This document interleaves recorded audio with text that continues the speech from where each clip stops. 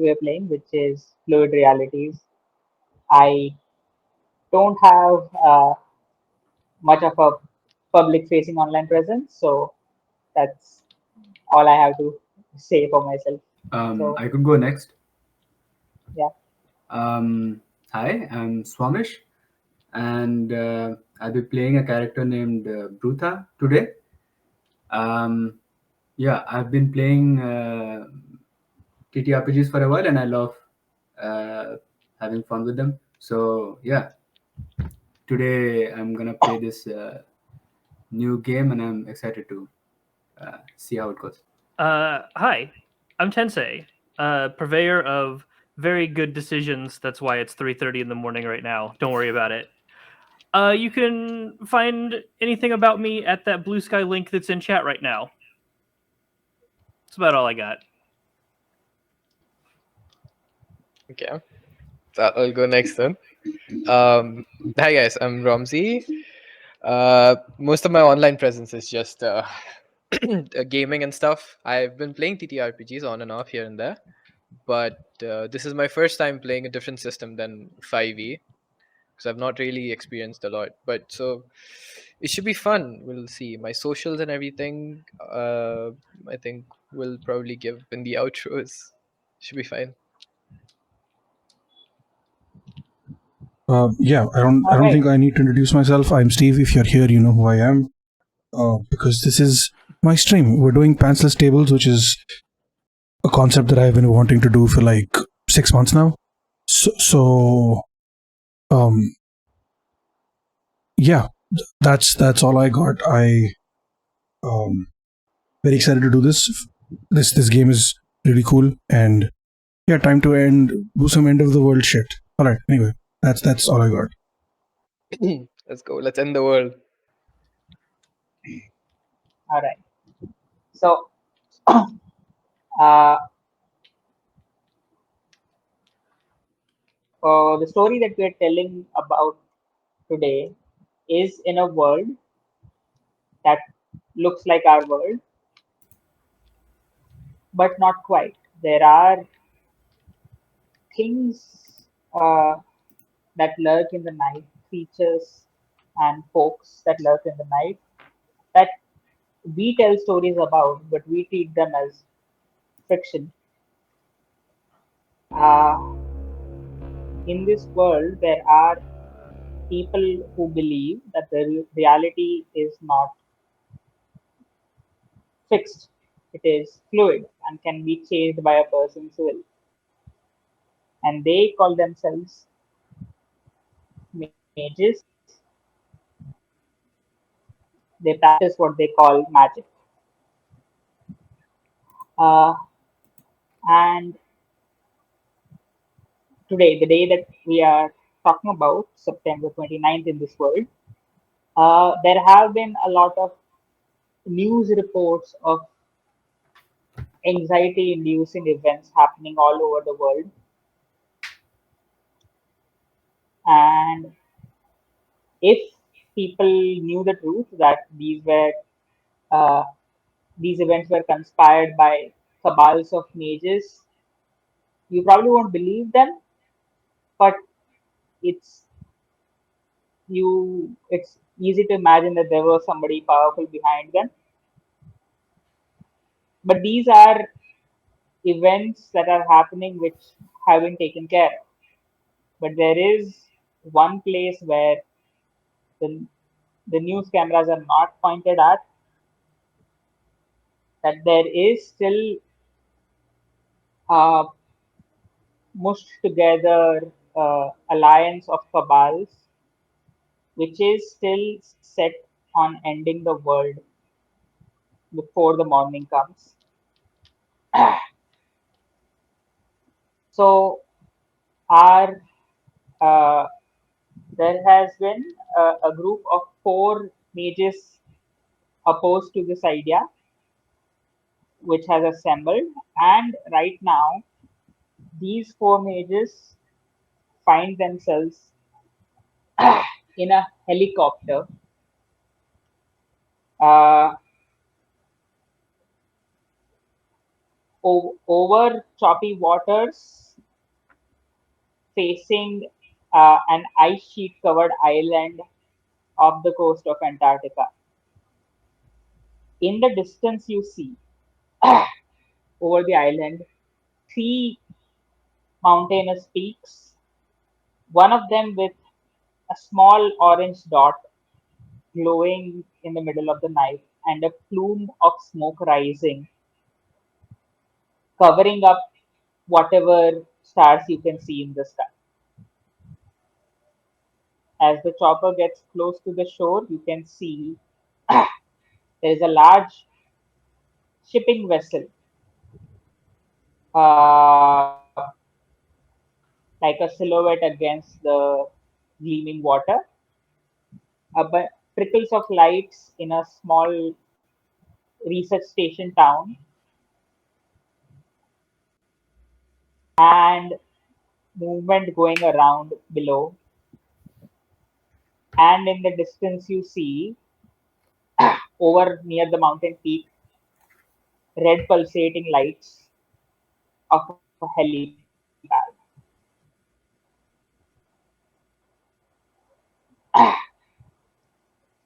And you also see a new source of light, as there is a, a rocket propulsed missile, like a projectile, which has been launched at you and is heading your way in a matter of few seconds. So at this point, I would like to ask, who is piloting this helicopter? Uh, Jumping directly into action, I can volunteer. Sure. You're the So go for it. Yeah, I'm in the cockpit. I'm also like Bruta is also like a somewhat of a yeah, tech guy. Maybe he knows. I don't know. It's a so far-fetched describe connection, but still. describe what Bruta looks like, knowing that you have the reins of this helicopter with a missile headed at you. So Bruta looks tensed. He's sweating as fuck. Um, I don't know the context in which, like, if we have planned out what we can do against the missile right now, but you see this guy wearing a hoodie and a baseball cap, trying to maneuver a helicopter with some difficulty, but not much. And yeah, there's a missile heading at us. Um, do we? Does Bruta can Bruta try doing magic at this point or try dealing with it? so I would say right now you are controlling the helicopter. Either you can continue course and let one of your companions handle it, or you can try maneuvering the helicopter yourself. And Right. but doing magic is going to be difficult because there is nobody else helping. So either you just continue course with Yes. the helicopter and let somebody else handle it, or do you want to just do maneuvering? Yeah. So Bruta just focuses on the helicopter and And so, like, flying. wait, does Okay, everyone on the helicopter see the missile at the same time? pretty much. So Right, right. at this So point, Limitless is right behind, right, in the helicopter, and then we're all just watching the missile come towards us, and I'm just yelling at Bruta, "Save us! Our lives are in your hands now.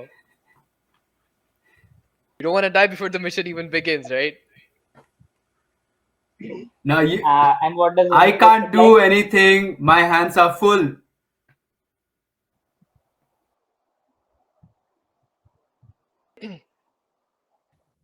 Romsey, since you, what does Limitless look like? So Limitless is a character that focuses on dreams of other people. So you could imagine him looking like he's got long wavy hair that he likes to keep tied up in a bun, and he's got really nice studded glasses that he likes to wear, because those glasses also, well, his vision's a little problematic at times, is what I'm going to say. And other than that, his clothing mostly just casual clothes, since he's prepared for a mission, quote unquote, since we are in a helicopter after all. Maybe he's wearing some sort of cargo pants and stuff, just practical clothing. That's it. Okay. So while Limitless and Bhuta are yelling over the den of the chopper, Yep. is anybody going to do anything about the missile? Nope, just yell. Okay.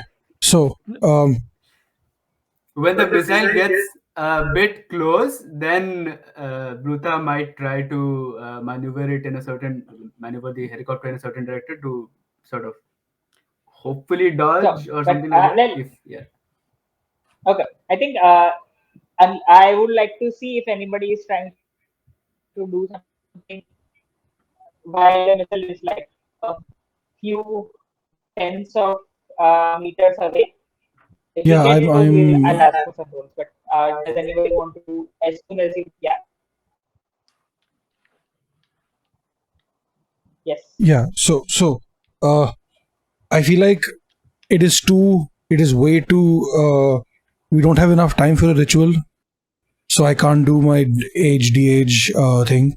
But what I can do is lean into my inner Max Payne, and I can invoke bullet time on the missile, where it slows down considerably, but it still has its momentum, but it's slowed down. So there is enough time for the helicopter to maneuver around it, and for the missile to either fly past us or drop into the ocean, whichever happens. Since my whole thing is time magic, I feel like it makes sense with that thing. Yeah. So while Sephiroth is kind of looking out of the opening, and I assume has his stopwatch in one hand. Oh yeah.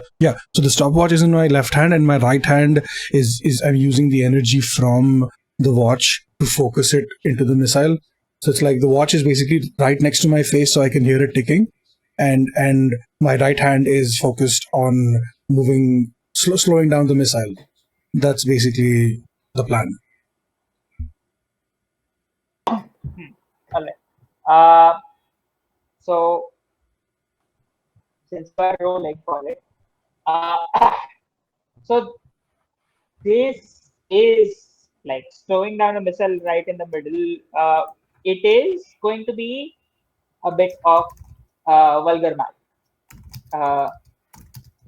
and so have you set your rating for your character? Steve? I don't think You I said did. 10. What do you recommend in this situation? Okay.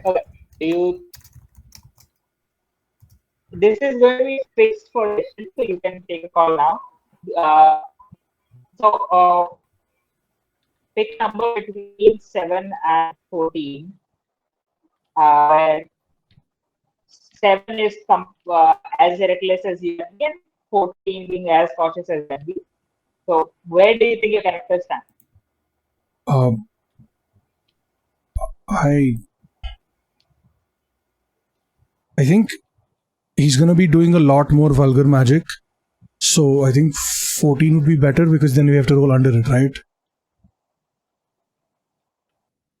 No, the other way. Okay, so 9 would be better if I have to roll over it.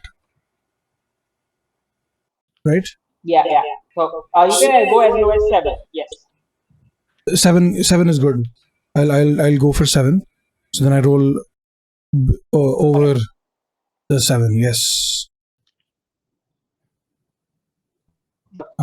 So So just a regular D20, right?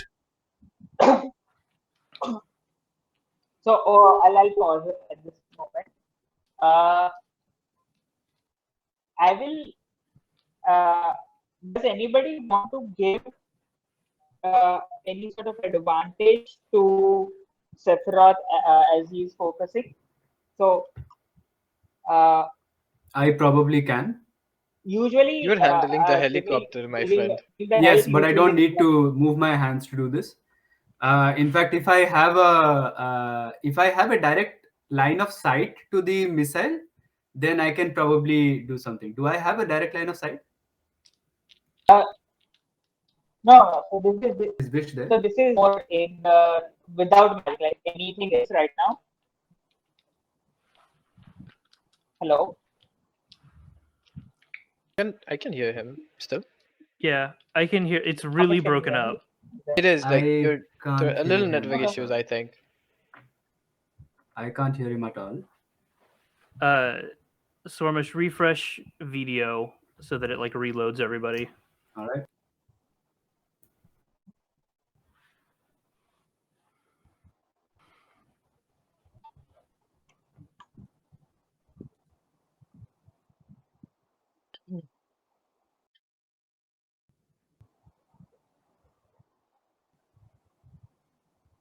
Okay. I see you and I hear you. Hello. Yes. Am I better? Do I have a direct line of sight to the missile? So I will say right now at the moment, if you're talking about doing any sort of magic, hold that thought. So I'm talking about just being in the helicopter. Is there anybody who's trying to help? If not, I will explain. So the usually helping will give additional die for that character to roll. It will require a roll, but in this case, for the first roll, I will say you can just say you are helping. So I'll explain the rules of the game once. Whenever each character has a rating between 7 and 14, and whenever they're trying to do something, can you hear me? Yep. Okay.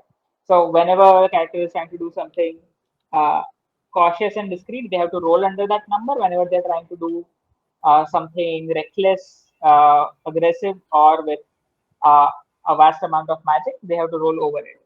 So right now, what Sephiroth is trying to do is slow down a missile, so it's going to be a roll over, or this is going to be a roll with audacity.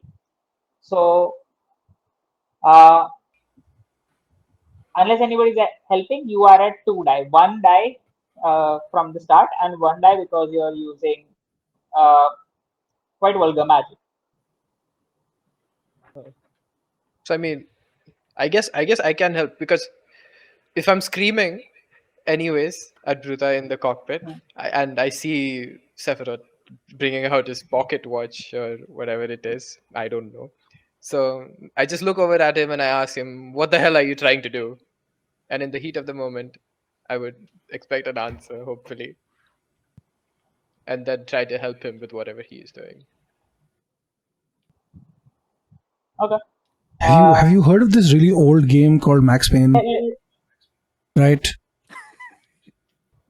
Games? You're thinking about games right now? Listen, I figured out a way to use that mechanic in real life, okay, or like whatever this life is. So, do you want to see something cool or no? You know what? Be my guest. Anyways, I'm going to die.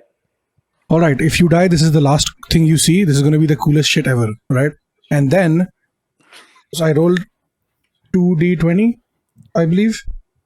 So I will say this, because this is the first roll, I'll give you additional dice. So 3 dice. Uh, So roll three d20s, and you are trying to roll 7 or above. Holy shit! I got an 8, a 6, and a 2. So 8 works. Oh my god. So, What the fuck? so, Wait, so the two failures count, I guess. so you barely manage it. Uh, GM inflicts a cost, complication, harm, or a cost. So here's one thing. We'll take care of the bookkeeping first. First thing, your paradox threshold goes down by 1 because you did vulgar magic. Uh, there was nobody witnessing it in the middle of the night. Perhaps the shooter, but even the shooter cannot perceive the trajectory of a missile or knows the difference when it is slowed down from this distance. So it just goes down to 19. Uh, so here's what I am going to uh, say. The to you have managed to slow it down, so that gives an advantage to uh, Brutha to navigate uh, through this. Like the it is still quite windy, and there is low visibility otherwise. So uh, I want you to roll with 2d20 with and roll with caution, and to see if you get out.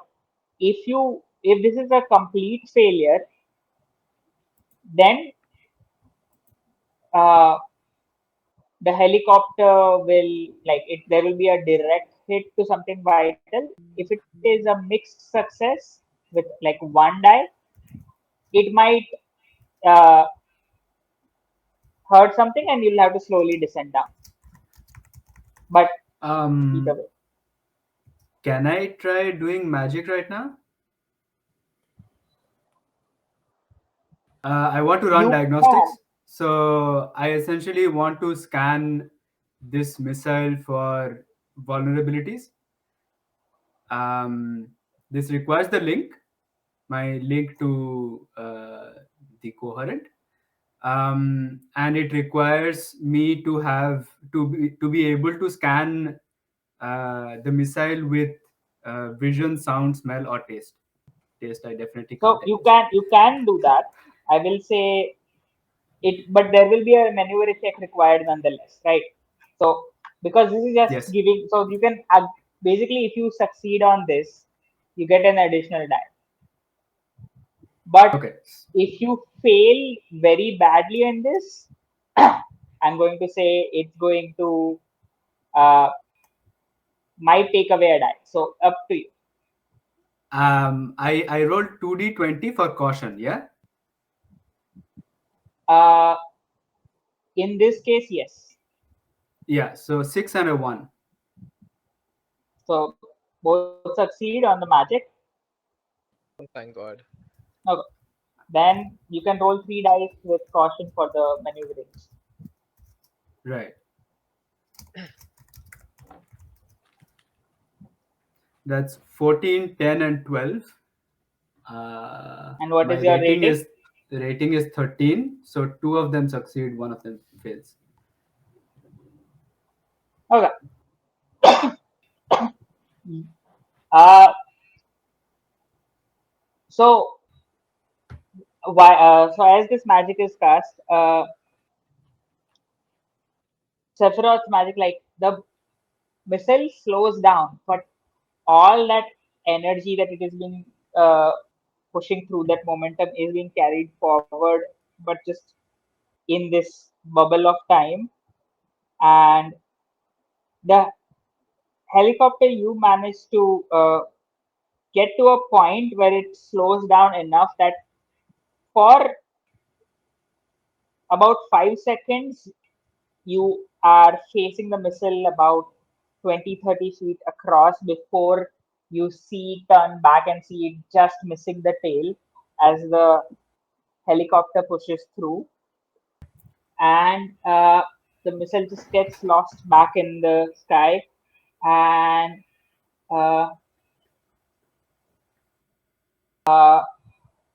you know that you are already unwelcome here.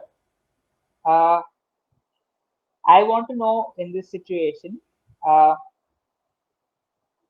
what is the alchemist uh, doing or thinking in this situation? Sorry, give me 1 second. I had just had to switch headsets because that one died. All right. Uh, you want me to come back to you?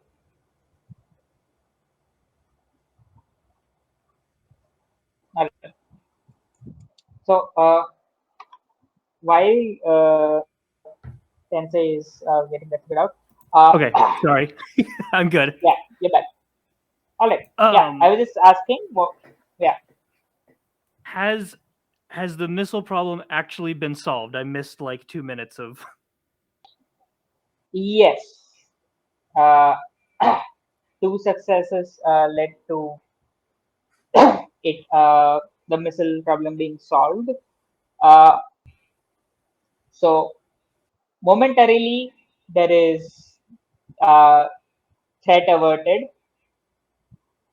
but you know that you are unwelcome here. The alchemist, who is going in kind of very traditional, like scientist garb, big flowing white lab coat. Because we're in a helicopter going into potentially hostile area, parachute on his back, and he has a huge, enormous backpack like hooked up to his front. That extends out almost a good like 2 feet from his chest, full of supplies, and he has the front of it unzipped and it kind of folds out into almost like a table. It's very solid. If you've ever seen like a tiered backpack that's meant to carry like shelves of stuff in it, and he's got various like plastic tubes with a bit in the center, and he's making a bunch of various compounds by like putting some minerals in one side and a solution in the other and like corking them. Just stuff that's going to come in handy later. And we'll find out what it is later when it comes in handy. But he's basically doing a bunch of chemical prep. So at this point, I should say, why are you guys? Why do you guys want to get here?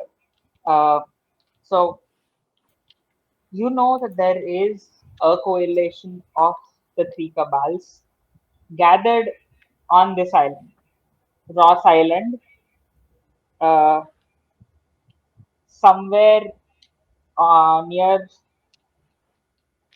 Mount Terror, uh, which is a dormant volcano.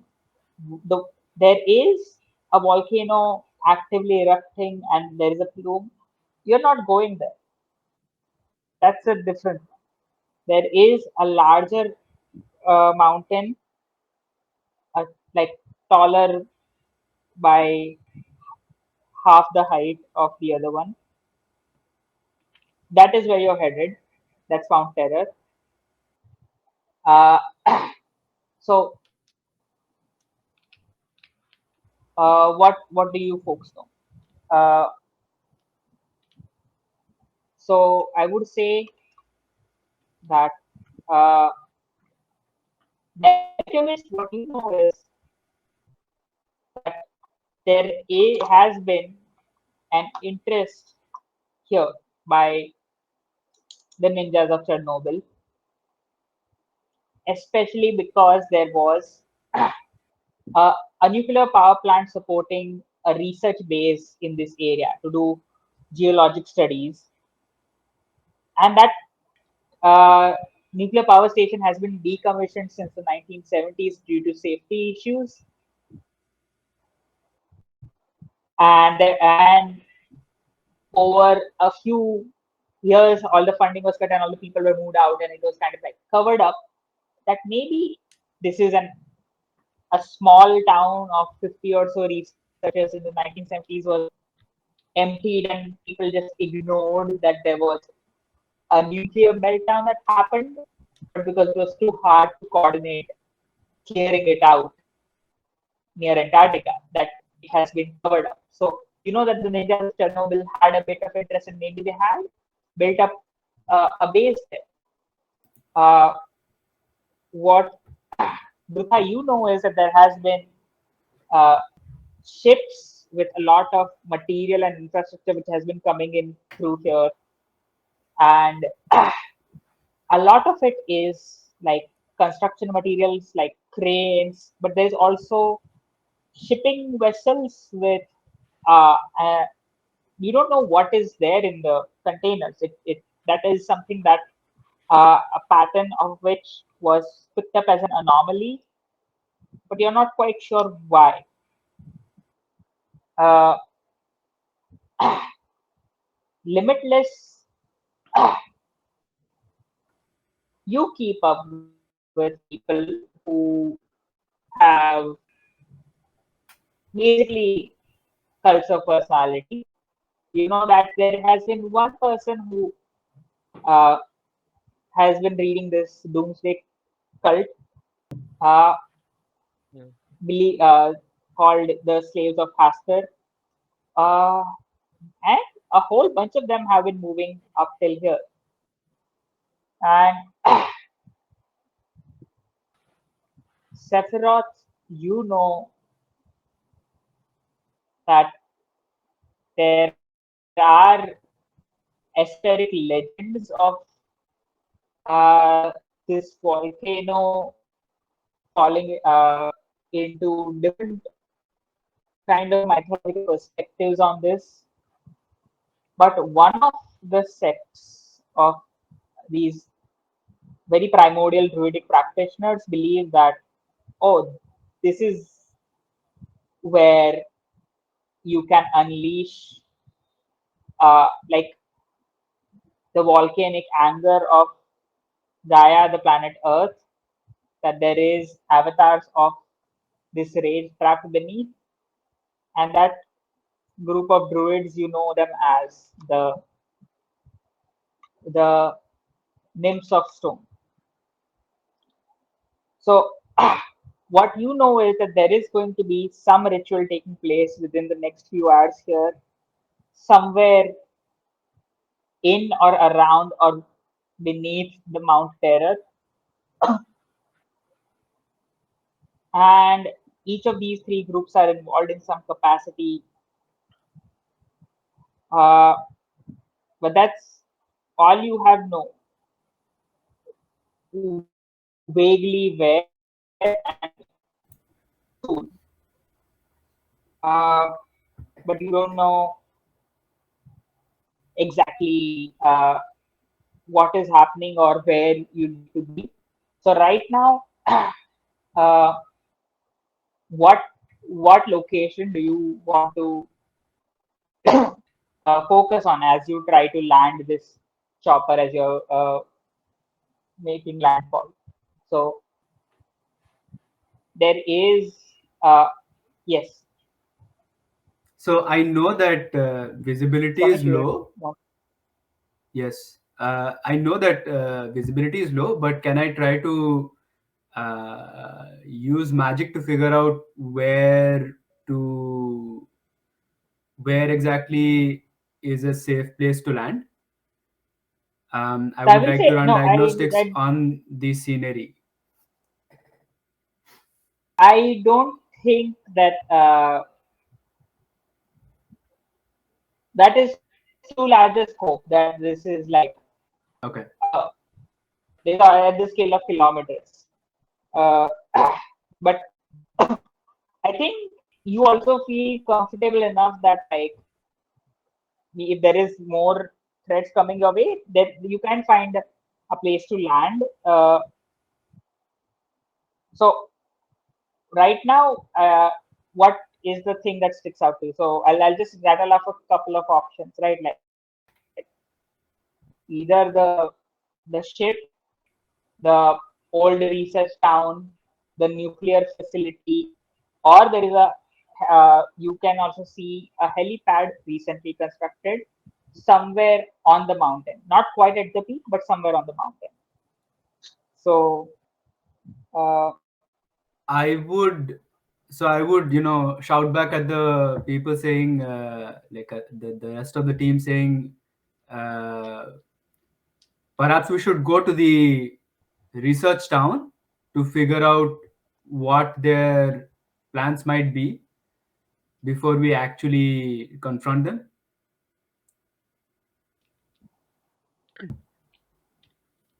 It's a good So- plan. If we know what they're doing, we can know how to stop it. Probably. But there's also such a nicely constructed helipad down there for us, it's so inviting. looks Why looks would you too choose inviting anything? for me. Looks Exactly. too good to be true. Seems more like a trap for me. So yeah.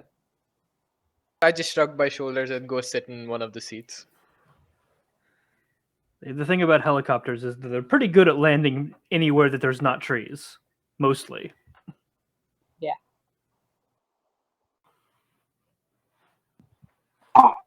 All right then. Sephiroth, So uh,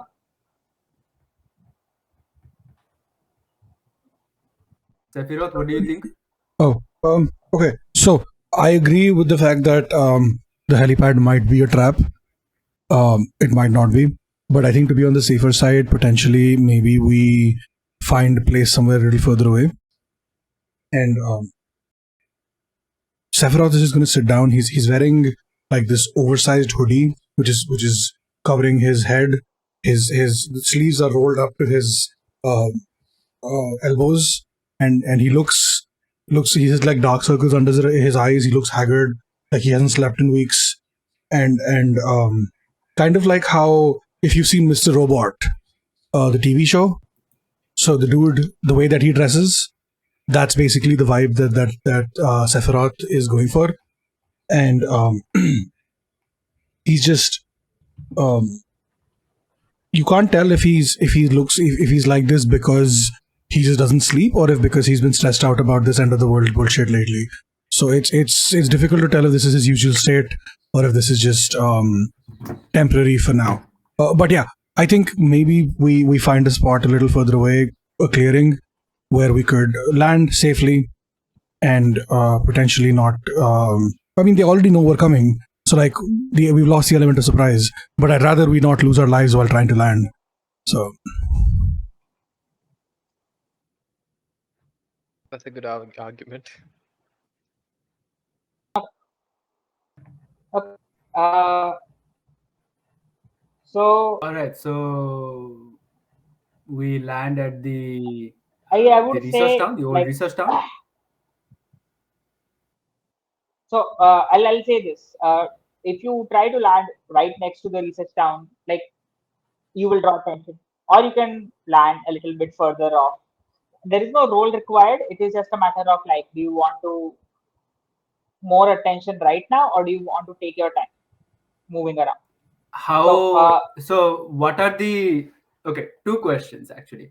One is, what does Bruta's predictions or current predicted trajectories say about how quickly we need to get to stopping the rituals that the enemies are conducting?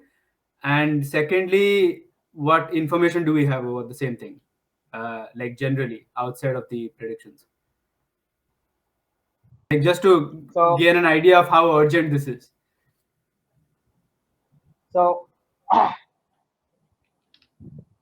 So I will introduce, and this is more for the players at this point, the abstract clock that we're using. Right.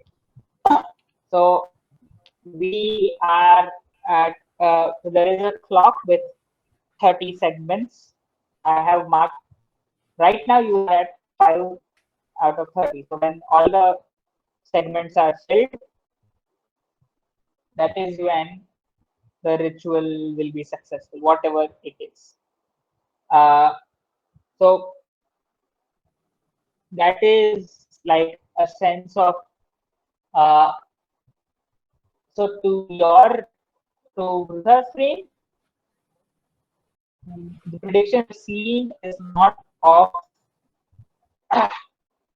when the ritual will succeed or fail, but right now the predictions are pointing at what when will the rest of the world see the effect if it is complete.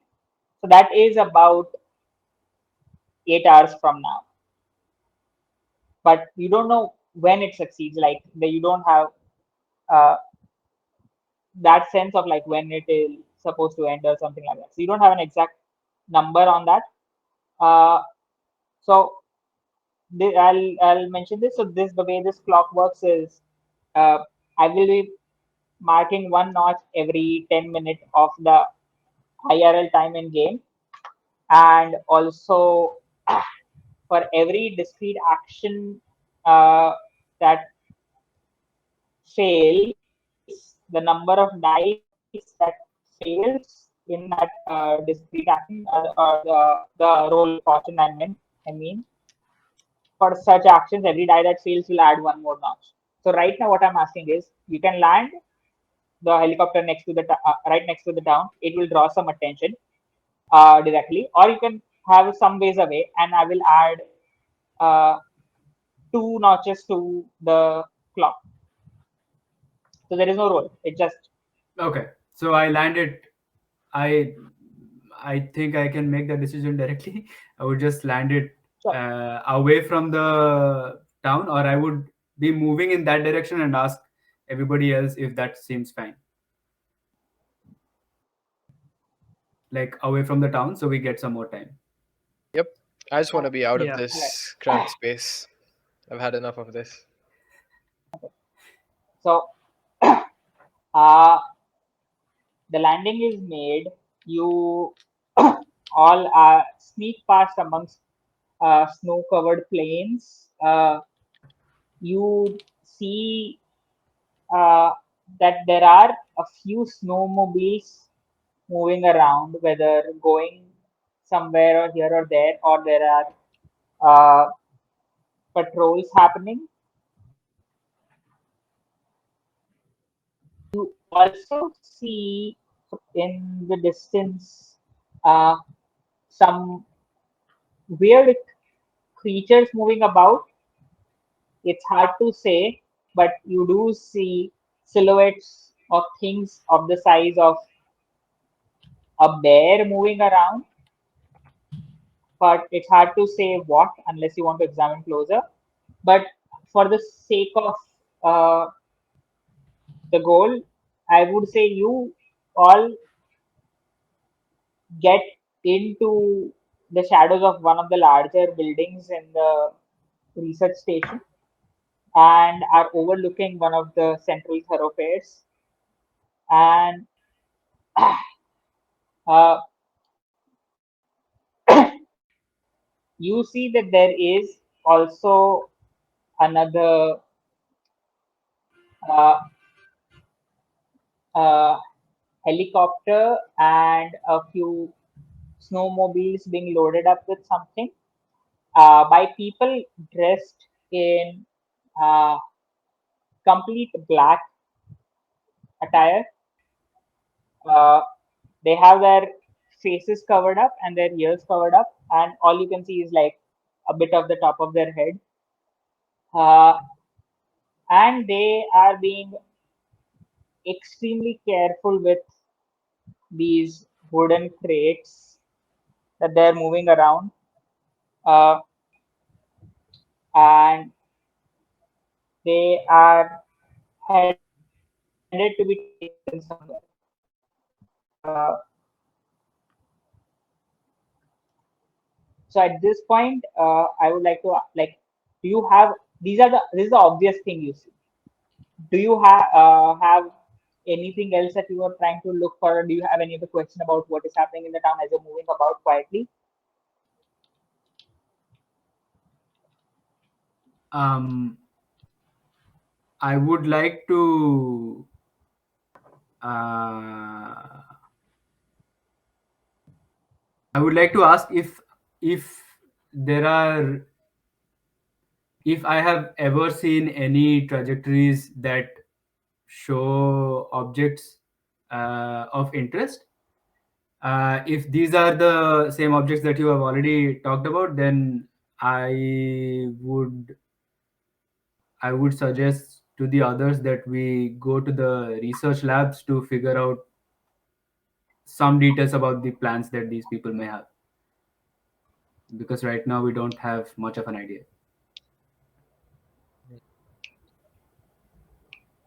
Okay, so I have a question, DM. How Yeah. many, like roughly how many people are there, and what are their relative strengths compared to, say, me? Are they all sleepers? Are maybe some of them awakened? Hmm. Uh,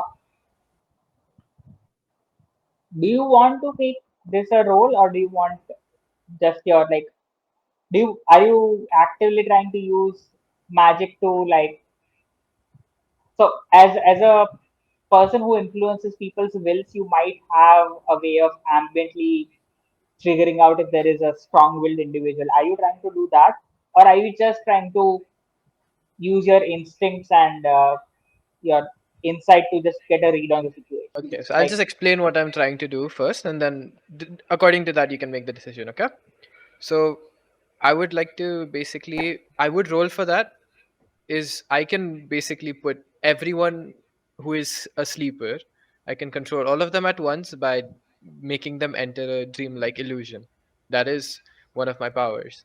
So what I would like to do is, while all of this is going on, I would put all of them under my control. So they could still go about doing their work. They would not know that I am in control, but I could also read their thoughts. And then I would relay them back to my team, which makes it very simple for me to have a good crowd control. I will say that kind of like putting everyone in a dreamlike state is going to be a very vulgar, very difficult magic. I will say right now we can just roll a non-magic, like, or maybe like a coincidental magic roll with caution to get a Okay, that's sense why I of asked how many the people there are. power. Depends on that. Yeah, so I would say right now these are the obvious things. There is about uh,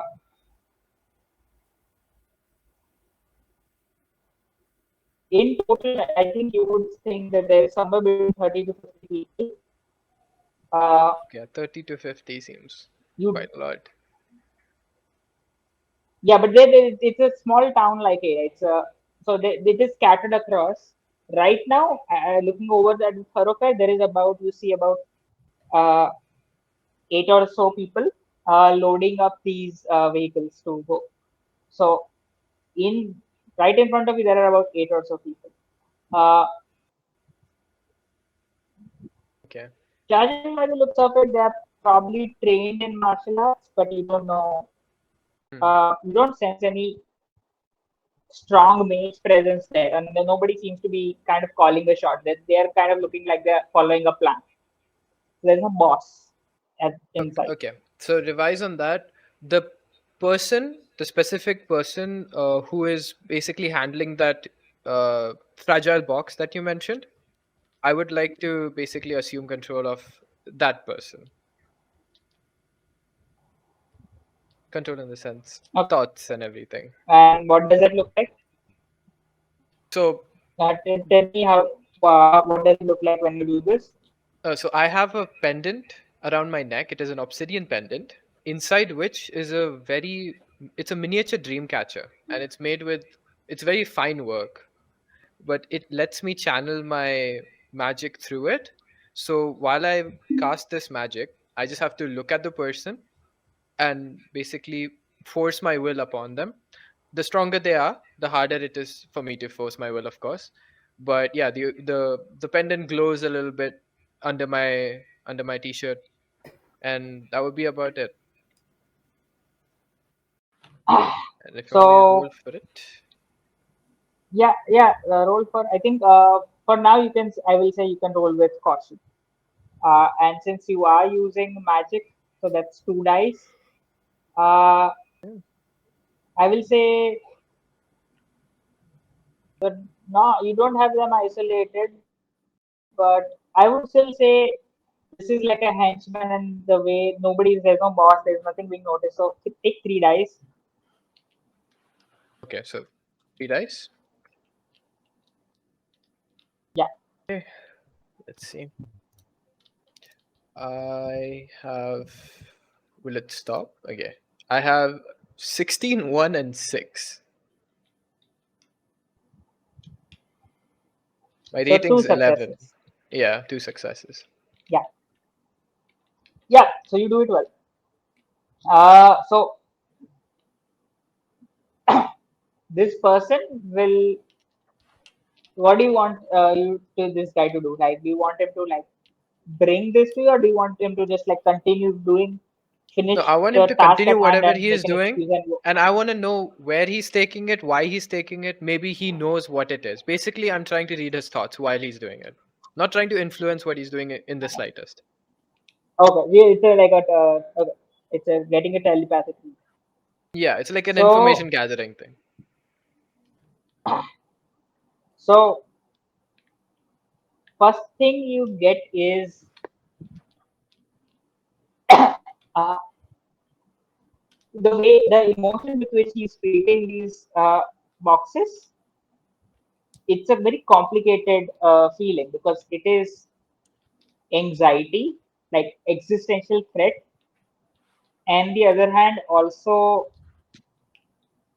almost like an awe to it, and you dig deep into the meaning behind this emotion, and you realize that what they're handling is uh, a bunch of radioactive waste. These are uh,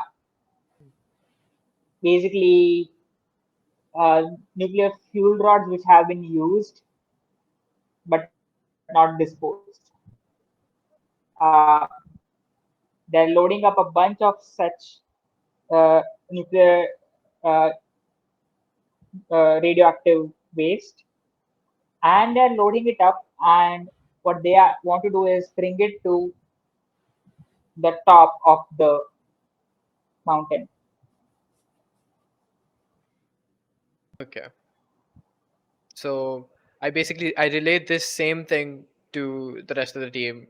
I turn around and I just look at them and say, "Well, I just read that guy's mind, and he is basically taking a lot of radioactive waste to the top of the mountain. So whatever we want to do with that information."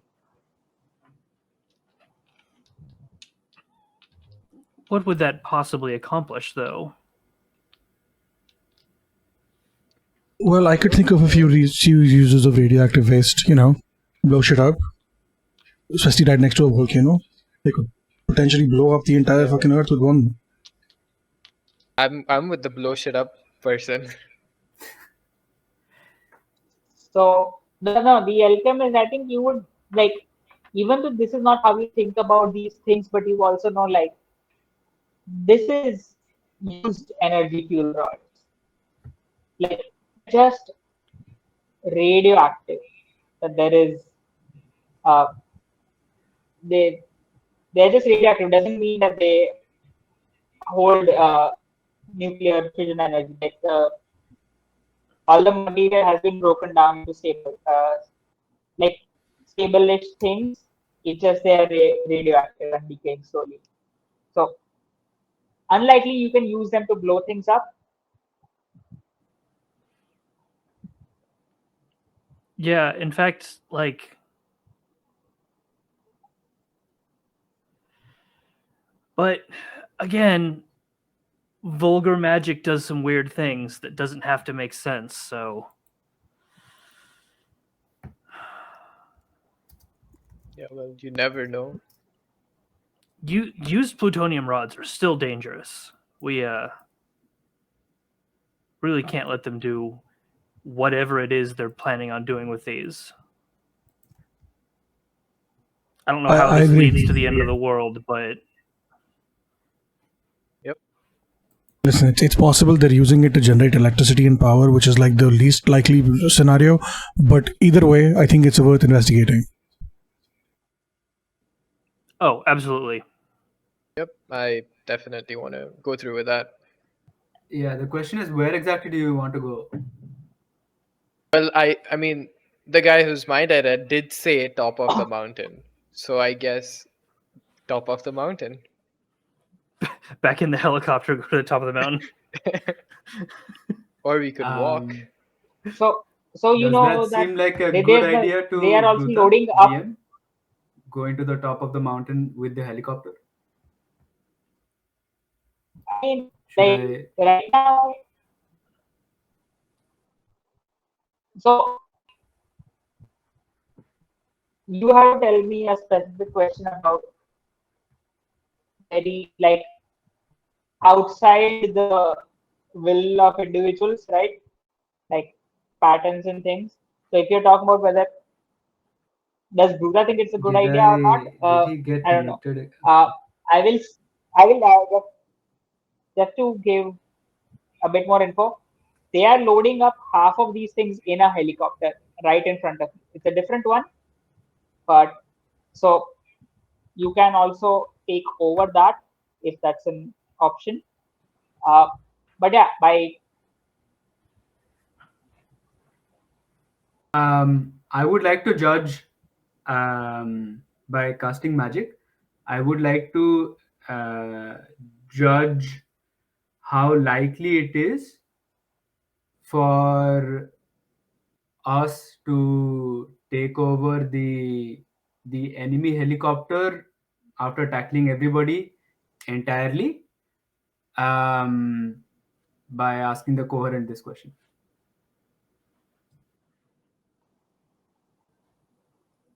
Like, how likely is it for us to take over the helicopter and be able to leave, given that there are too many people? okay, why don't we roll with caution How and many? magic? Caution and magic. 2 dice. 13 and 12. 13 is my rating. Does 13... So 13 gives is you there an a... epiphany. Okay. So it's a mixed success. So I think what it means is you are losing some time here, but you do get to ask a question which is just a special insight. So, and this kind of falls in the way of uh, doing this. So, there's some example questions are given. Uh, who's behind this? How could I get them to do something? What should I be on the lookout for? What's the best way to do something? Or what's really going on here? So, uh, what question do you want answered from your epiphany? So Bruta believes that all of these materials are going to be used for a certain ritual, which may be part of a number of rituals. I don't know. So Bruta then asks the question of what is the best way of sabotaging that ritual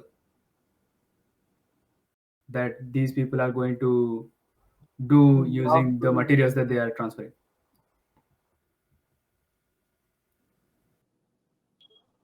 Oh, I think Romsey So- got disconnected.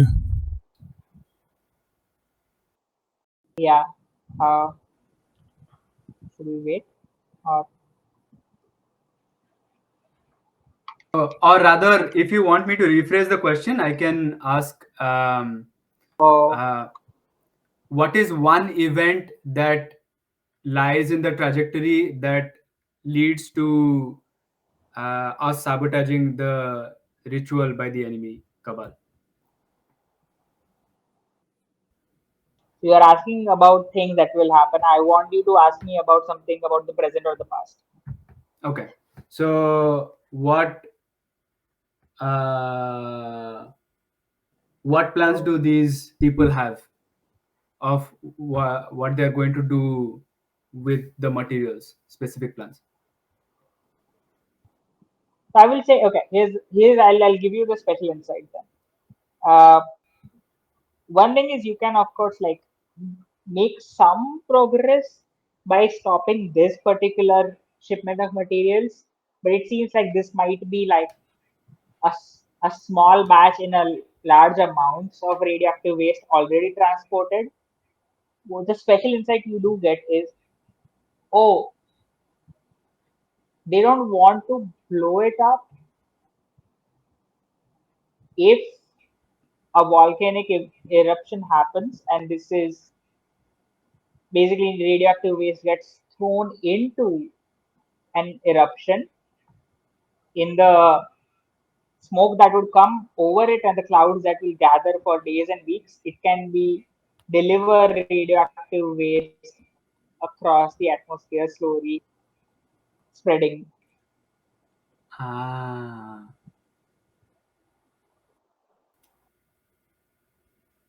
Okay, so we want to, and I'm talking to the rest of the characters then. Like my teammates, is Ramzi back? No. Romsey has a message that he had a power cut and we should continue for now. All right. So I relay the insight that I have to the rest of the team, saying that I guess if we are a team that has hung around for some time, then they would know that I keep talking to somebody I keep referring to as the coherent, which is essentially some AI. And I tell them that the coherent has helped me see that they are not going to blow shit up, but they are just going to use the volcanic explosion to spread radioactive material across the atmosphere, and that doesn't sound like a good idea.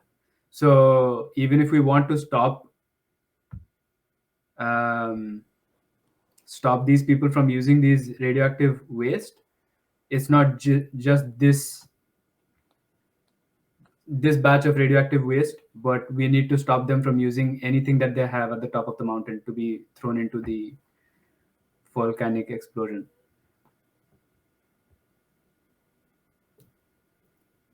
So maybe it's a good idea to just hurry up and get there to the site. Yeah. What we could sneak onto this helicopter that is transporting the materials. It'll take us exactly where the materials are going, and we can Exactly. continue. Yeah, let's do that.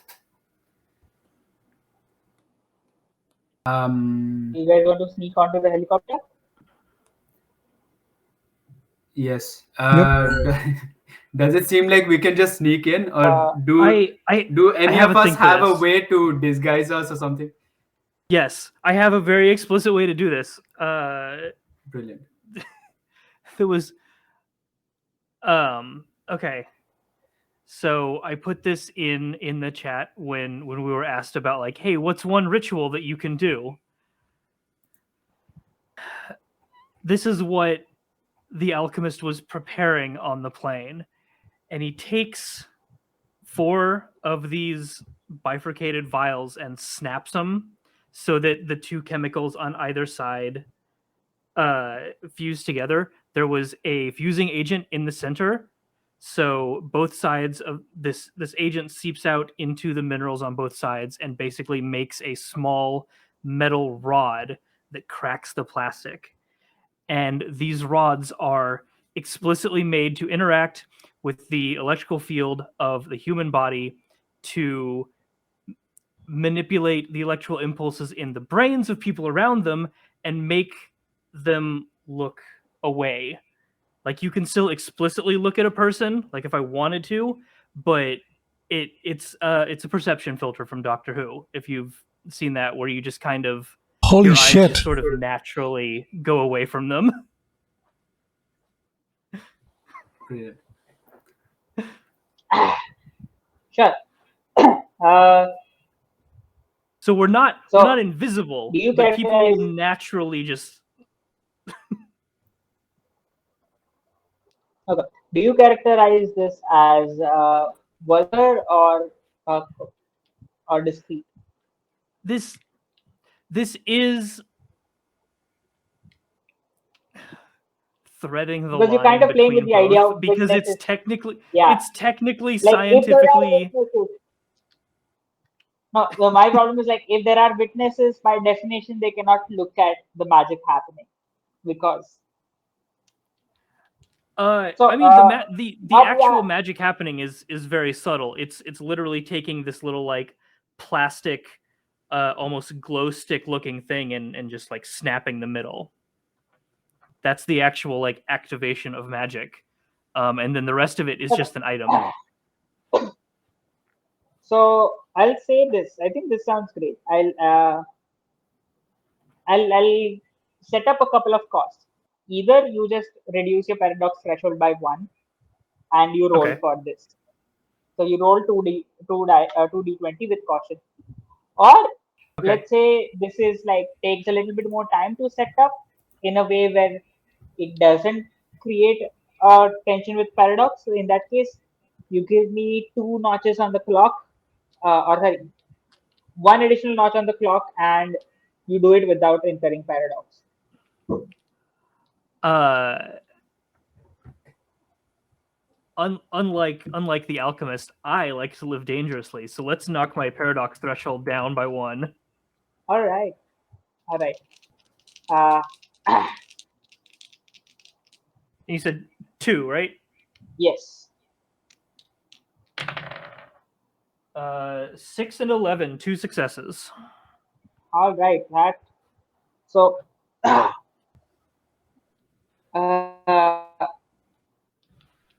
You wow, what do you do with this contract? How you just hold it like an umbrella and walk in a It's group, or it's literally a thing that's like about the size of this pen, and you just by holding it in your hand, it uses the body's like natural electrical field to do its own thing. yeah, and the rest of you see like all of these people like uh, just turn away or get their attention drawn somewhere else.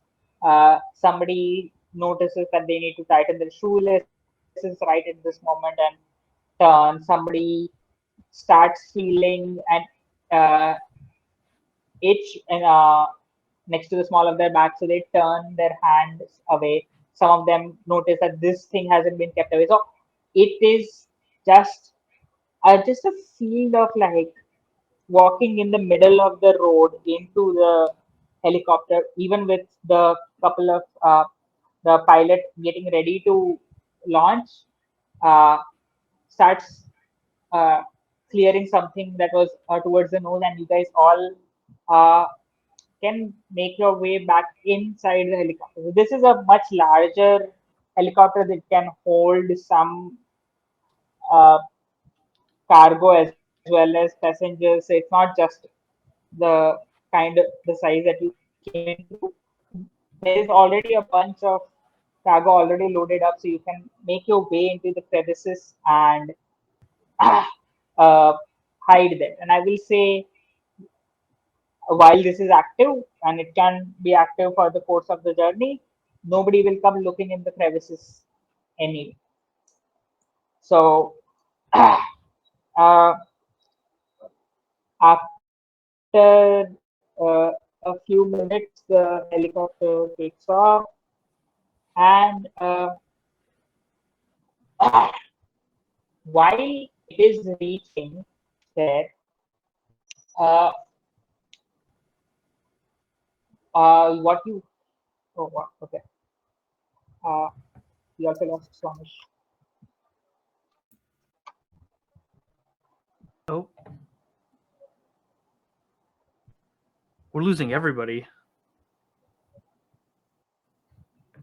Yeah.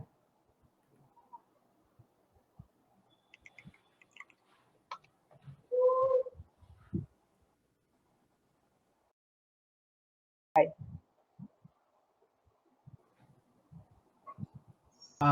Sorry, I got TC'd, I think.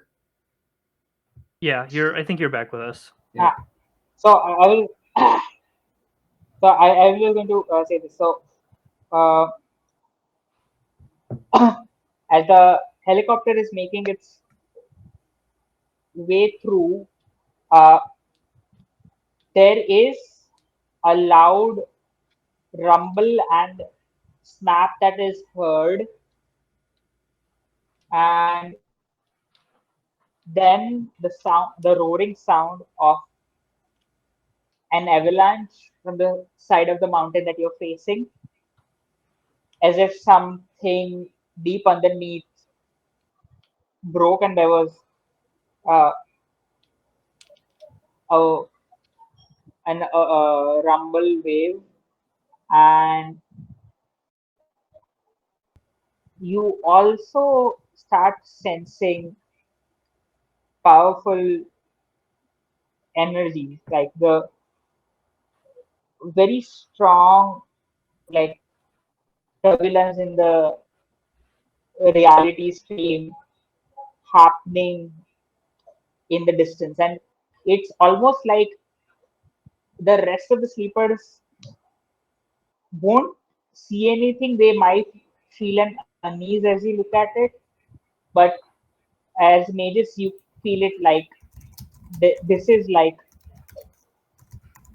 a storm just starting, and you can see the lightning strike the earth. uh, but weather seems calm. You see sense that there is uh, and then in the distance you also see there is a crane being lit, dropping a certain thing into the caldera, the bowl like opening of the mountain, which is again hundreds of meters in diameter. You see in a flash it just disappear from reality, and people in the helicopter also see this and start panicking. And I think this is a do you guys want to take call for a break now, or do you guys want to continue? The helipad, the landing point, is going to be at this intermediary point. Uh, People clear out and they are slowly starting to move the stuff out, and they're loading them up on these vehicles going up the mountain. But this, it seems like the roads, or the not roads, but like the uh, paths built for these vehicles going up are relatively more recent, but a more older looking infrastructure which is connected to the helipad is actually going not going up but maintaining level in another direction, and is going into these large mined out entrances going into the mountain. So what is it which what are you guys trying to think of doing right now?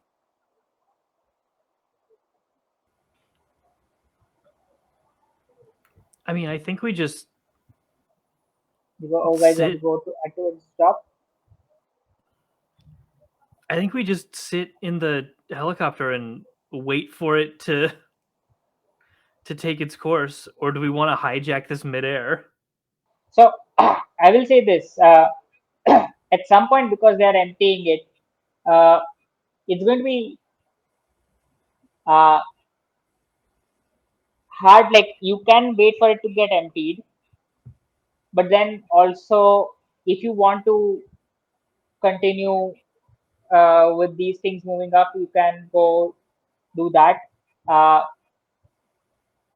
right, while this is still active, right? You can just hang on to all the materials, and like, do you want to continue this shroud of stealth through upwards, or because this is where it is kind of like getting branched out. So you do know that there is two sources of turbulence in reality. One is deeper within the mountain, and one is at the top as well. I think we should go look at the one deeper within the mountain. Because my guess is that there would be more information there, but also like maybe maybe there's a way to go up to the mountain also from inside if Oh, these two things are connected. that's a good thought. So maybe like there is a way to go up via that, or if we think that this is a very urgent thing that we really need to stop right away, then we would have to go on top of the mountain and try to stop things there. Not sure. It is. It is relatively urgent. We don't know exactly when they're going to just dump all of this radioactive stuff into a volcano. Yeah, from what you know, the volcano is not active.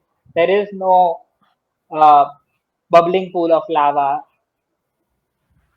So right now it is dormant. So they are trying to do something to activate it. Which is probably something that they would do in the middle of the mountain and not on the top of the volcano. Yeah. Yeah. Nope. So You're right.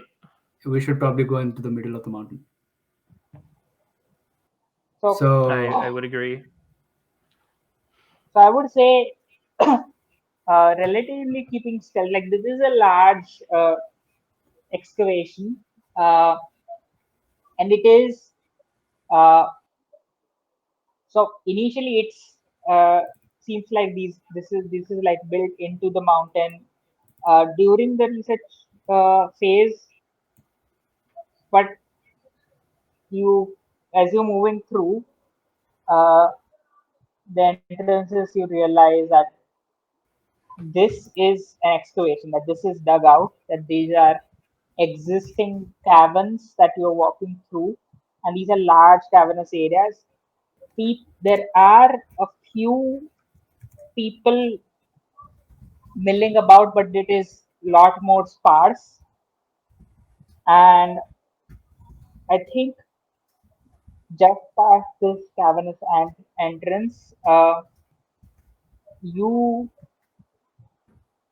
see there is an argument happening at a point where the cavern entrance splits off into a Y area. And on the path going down the right, uh, you see that there is an argument breaking out between a couple of people who look like dressed like these people who are shipping these things, and then there are uh, three people who are outwardly looking a lot more like uh, for the back of lack of a better word, witches. They look like these uh, modern practitioners of like you have encountered mages like these before. These are mages that probably you would expect deal with like oracular things and things to do magic to do with nature and stuff.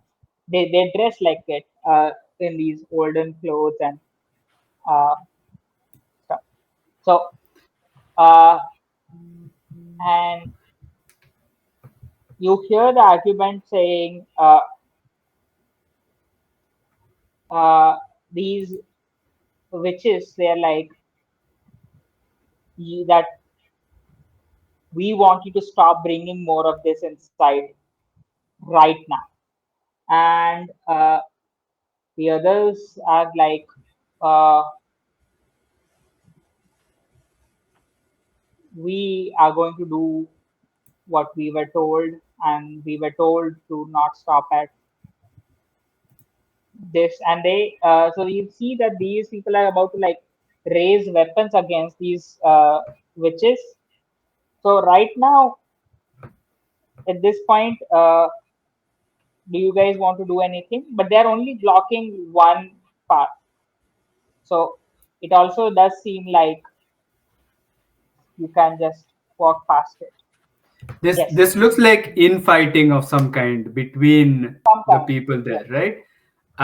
I would like to stoke the flames by by channeling the entropy, actually the energy that is bubbling inside the volcano, uh, through into the anger of these people.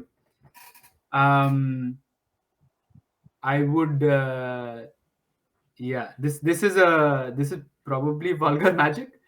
Not sure. Can I help? Sure. What are you doing to I help? this is the stupidest fucking idea. I'm going to more directly incite anger in these people.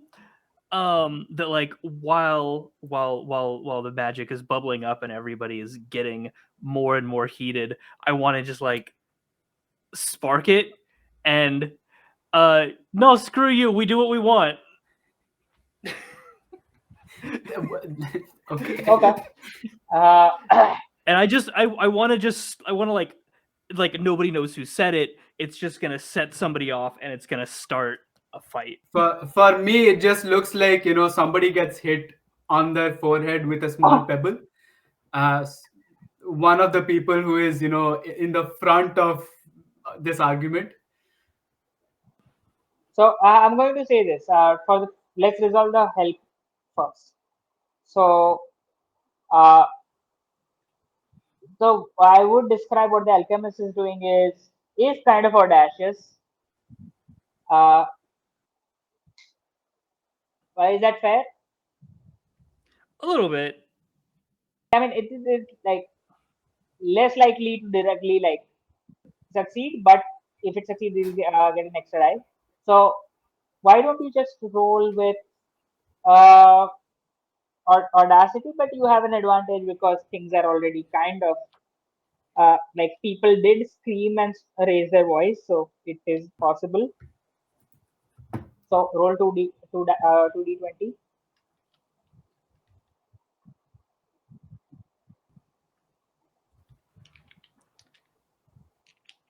Uh, Mir. Yeah, I think it's you. Okay. I think. First you, so that we know if there is an extra die involved. Rolling with audacity is 1 success, 1 failure, 11 and 16. Okay. So I will say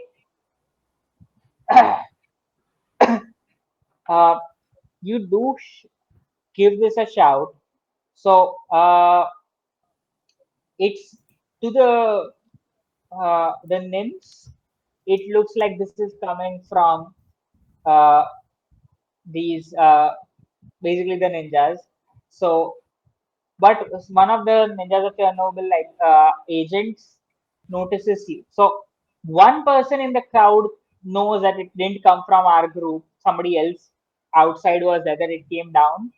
That there is other people here, but the rest of the people that they start shouting more, and you see that like uh,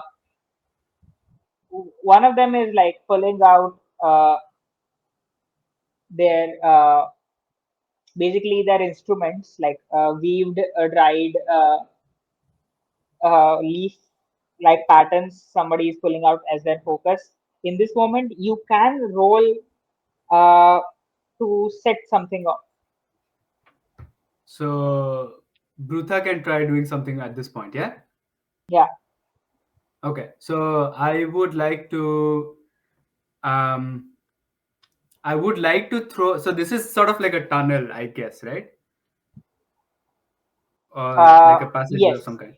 Yes. Right. So I throw a pebble not directly at them, but in a random, like in some other direction, which is going to ricochet around and go hit one of so it's going to hit the guy, the ninja who looked at us for a moment, right? And I'm trying to hit this person right in the face somehow. Okay, Go but ahead. this is like this is my thing, right? So Yeah, this is yeah, a just, magic, and I try to get the right probability for getting this. So how many dice should I roll? so 3, because you have advantage. So from the help and this, so 3 dice, and this is a roll with caution, I think. Right. So 3d20. But Okay, do I note. got Tell me what the I numbers got are.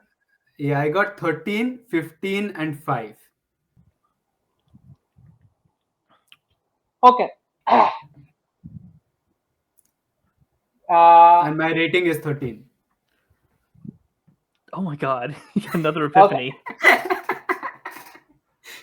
Wait, so you 13, 15, and 5. Okay, so 2 Yes. successes. I thought it Yes. was 1 success. Okay. So uh do you want to pose the epiphany question right now? Or can I wait? Like, since you ask right now, I'm asking, Alright, no, is it so something I can delay? I mean, you take a couple of minutes, but so while I describe what happened. So I am going to say uh,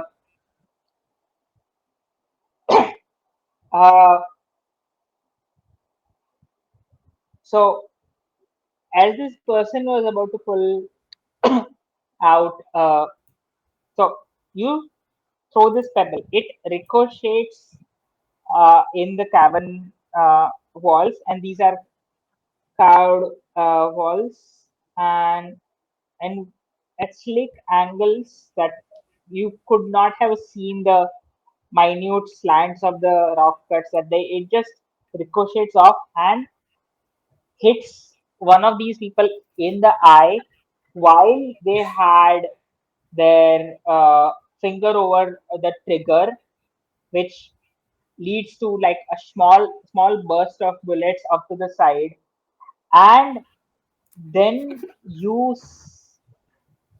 so this is kind of covered by the angle at which you are, but you suddenly see a flash of red and orange, and sparks fly off, and you feel just a warm fiery glow coming from just across at the where the thing turns off, and couple of people yelp, and one of them runs out the way you came and starts radioing in uh, that uh, code orange. We need the bird here for support. Okay. Oh no! Oh no! Okay. And Maybe this is a good thing. Maybe not. I don't know. Doesn't sound so, right. so at this point, do you want to ask what your epiphany question is? Yes. What is the bird?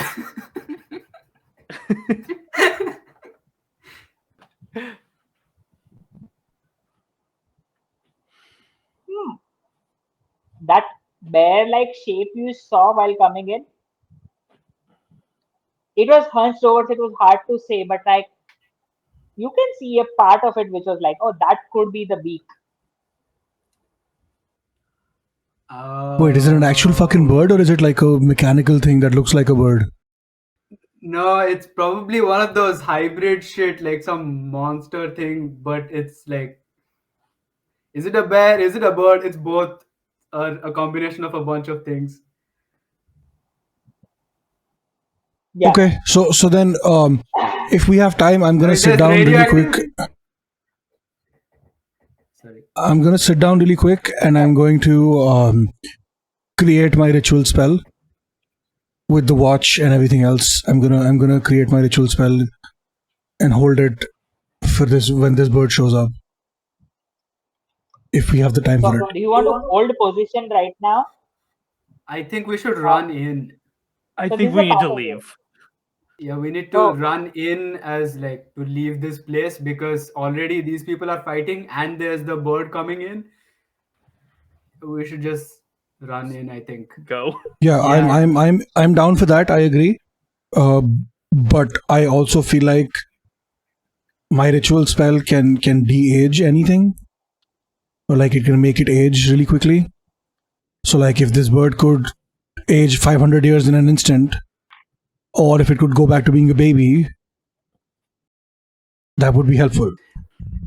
I want to cast magic to gain insight on whether the bird is going to be harmful to us more or to the people fighting more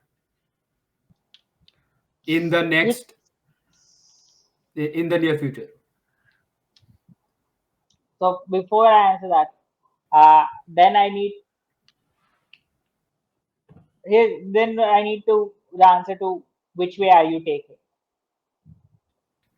So, okay, there is a bunch of things hanging. Uh, let's so for Sephiroth first. Uh, you so you think that the call for the bird happened because of the altercation. All right.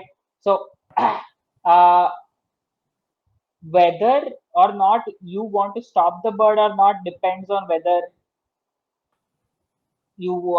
like whether you want to this fight to blow up, escalate, or do you want one side to have the upper hand or something like that. So it completely depends on your intention whether aging the bird is going to be helpful or not. Right. The second thing is if you want to take your time to do this thing, maybe there might be some other thing uh, or creature where it might be much more of an obvious answer that you want to de-age it. You don't want to wait for something that isn't there yet, right? So maybe you should hold on the ritual, like it, uh, unless you do find yourself in front of the bird. Uh, so, uh, do you, Yeah, the bird. Sorry. yeah, uh, uh, Swamish, for Brutha, is that your epiphany question, or do you want to change that? No, I thought my epiphany question was what is the bird, but if Oh I yeah, have it's if I done. have an So, additional insight question that I want to ask, then I would like to ask a certain question. no, so then that's That's a something different question, different good to get. magical. So right now, what I want to ask is, are you staying or going somewhere? And if you're going somewhere, there are three obvious paths. One is in the direction where this fight has just started off. Uh, it is more risky to get through, but you also know that they were guarding and protecting that path for some reason. The other one also goes deeper inside, and then there is of course the way you came back and perhaps up the mountain.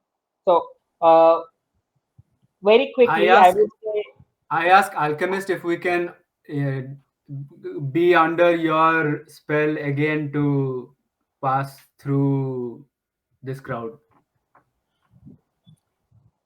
Oh, these ones are because people have seen us. This one is sort of broken. I'd have to make more. Ah. Not right now.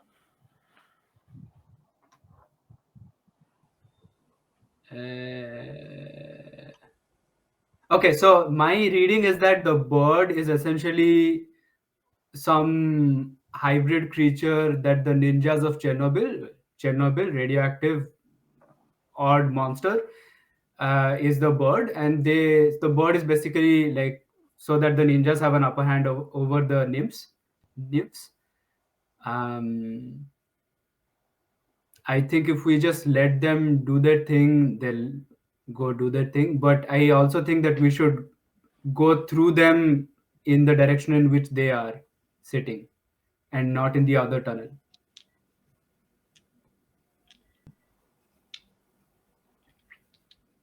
Yeah, I can agree to that. Yeah, I'm done. It's just how exactly do we do that?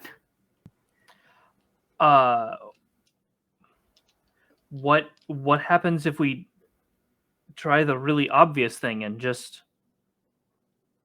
walk? Like, just Okay. I sidestep this conflict. Just don't get involved in the fighting and just leave.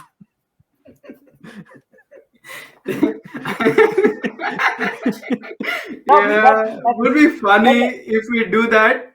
I I don't know. Maybe can I cast magic to like figure out what is the right path across this, or maybe I don't need to do anything. I will just start walking in that direction. I feel like Here's- I feel like I'll let you there's say this.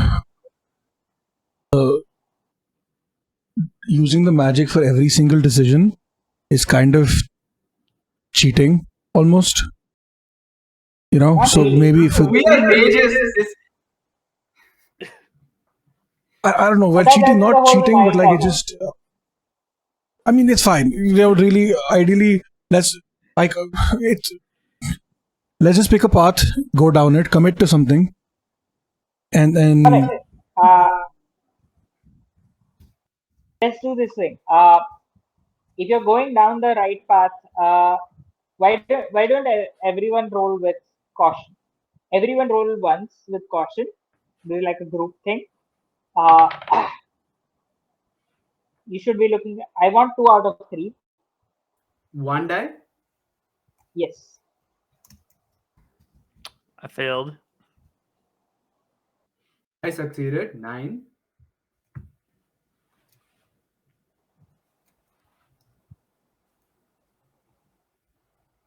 Sephiroth. got a 13. And what is your No. rating? 14, right? No, wait, 9. I have to roll over 9, yes. So, No, you have to roll under this time. oh fuck, okay. It's okay. So what just happened? What happened? Again, in the sheet. I was just looking at the sheet. So what did you roll, Tensei? 17, so fail. All right. So what you enter this pathway is I'm going to do the GM thing where like describing the most obvious thing last. You see a, a couple of people shooting at something down the hallway. What you see is also besides that thing, a chunk of rock carved out of the wall, like almost like uh, a scoop in a silhouette form. And what you see is uh, a humanoid, very chunky looking uh, portion of that rock which is melting and also moving up to keep its own form, as it is being controlled by one of the witches behind. So you keep walking as these people are pulling back, and one of them gets grabbed by this uh, lava elemental looking creature and just gets like uh, smashed back into these. And as you walk back, I would say, uh, Pruta, if you want, you can find a gap and like in this narrow passageway and find yourself across, but the other two you are squarely blocked off, and right now, whether you want to leave or you want to pass through, you need to deal with this thing in the moment somehow.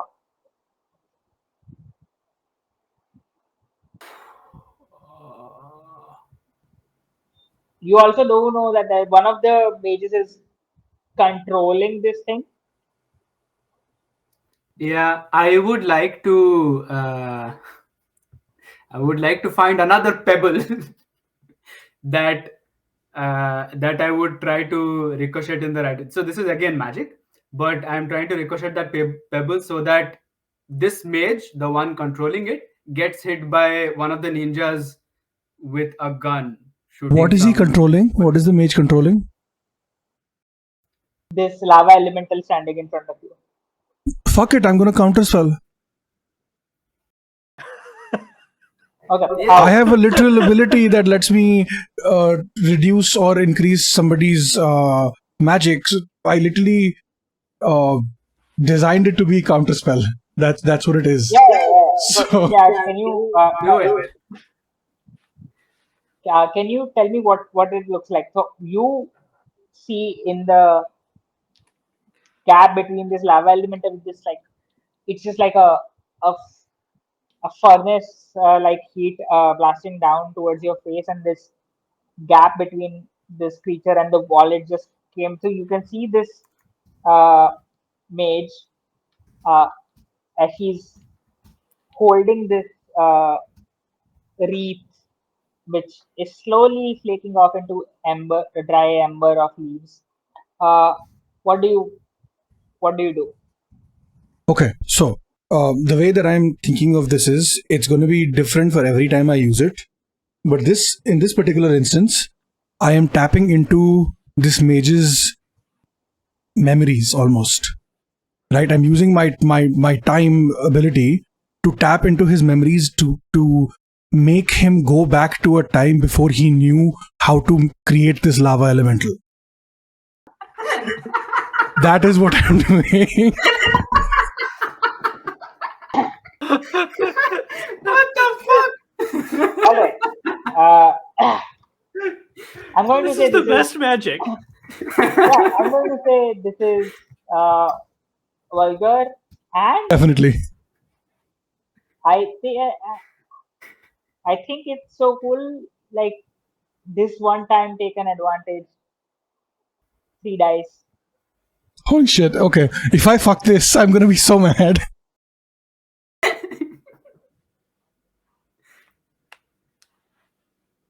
Can I still do the pebble thing so that it sort of helps? Let's just I got Oh, two no. nat 20s. okay. The magic succeeds. Magic Brilliant. succeeds amazingly. Uh, but uh, a spirit of paradox manifests as per your paradigm. So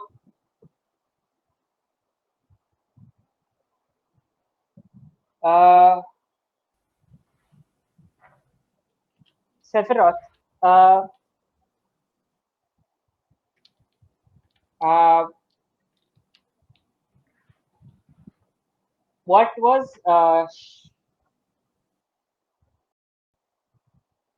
so as you try to manipulate this and like try to conjure up a time before which this person knew uh, how to cast the elemental.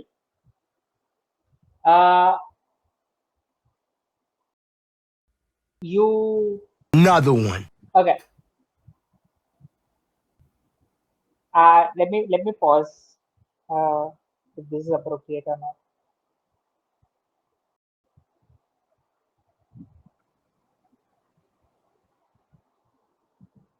Uh, Steve, I'm DMing you over Discord, and tell me if you think this is a cool idea. If not, I'll describe something else. Because of your paradox backlash, something a spirit is going to manifest.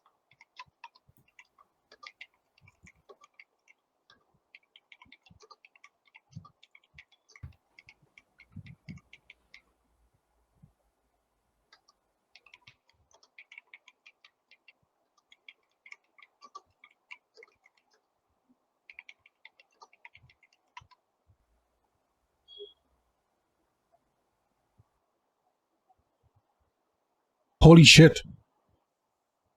Yeah, okay. Yeah. Okay, so this is something that uh, only Sephiroth can see, which is as you draw back your arm, you feel another palm touch the backside of the pocket watch as a young 8-year-old Sean holds your arm and looks at you and says,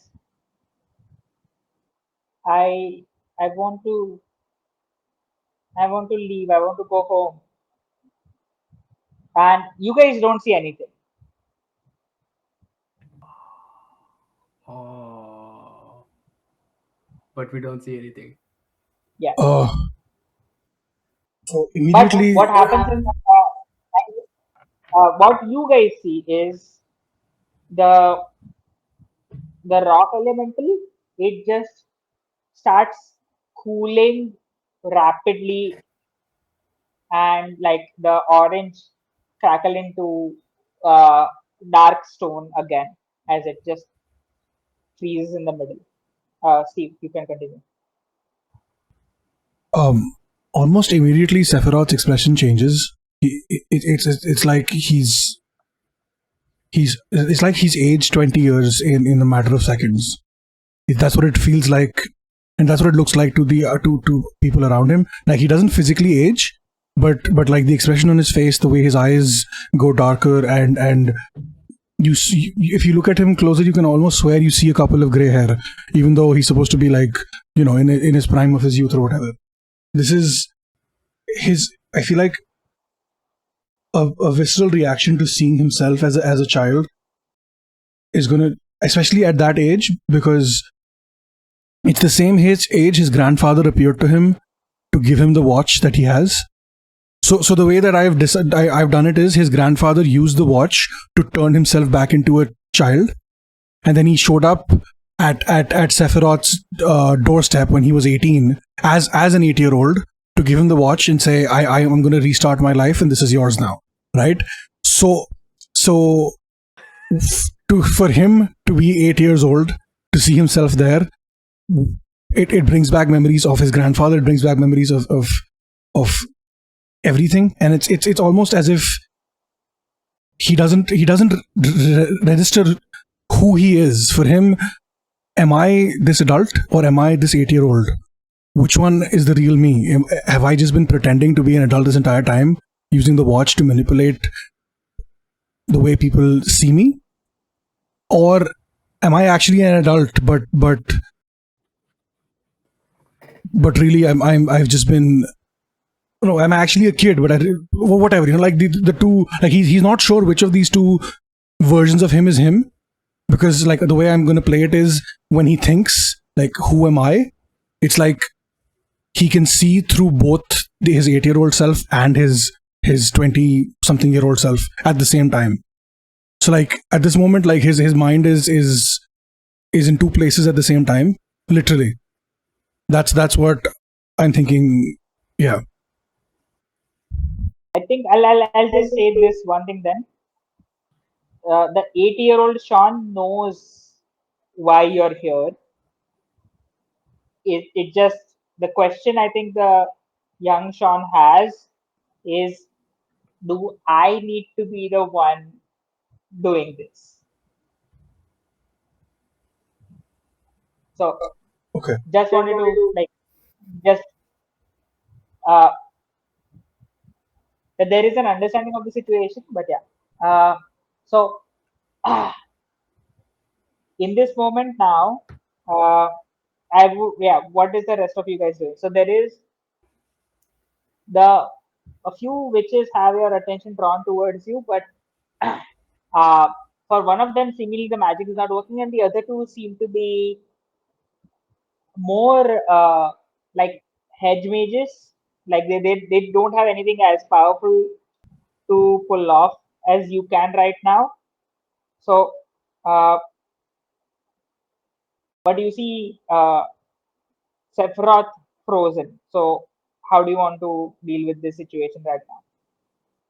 So there is a way now around like Sephiroth and the alchemist and Ramsey can now cross the molten Yes, rock thingy which has become a rock, right? yes, I'm calling from the other side. Let's just run in. yeah. Do you want to pull Sephiroth through? Yeah, we need to like take this guy. Yeah. Yeah. Is he like completely frozen or just like in like a shock sort of frozen? Sephiroth, you feel a tug on your forearm as Brutha pulls you around. Uh, are you in a fugue state?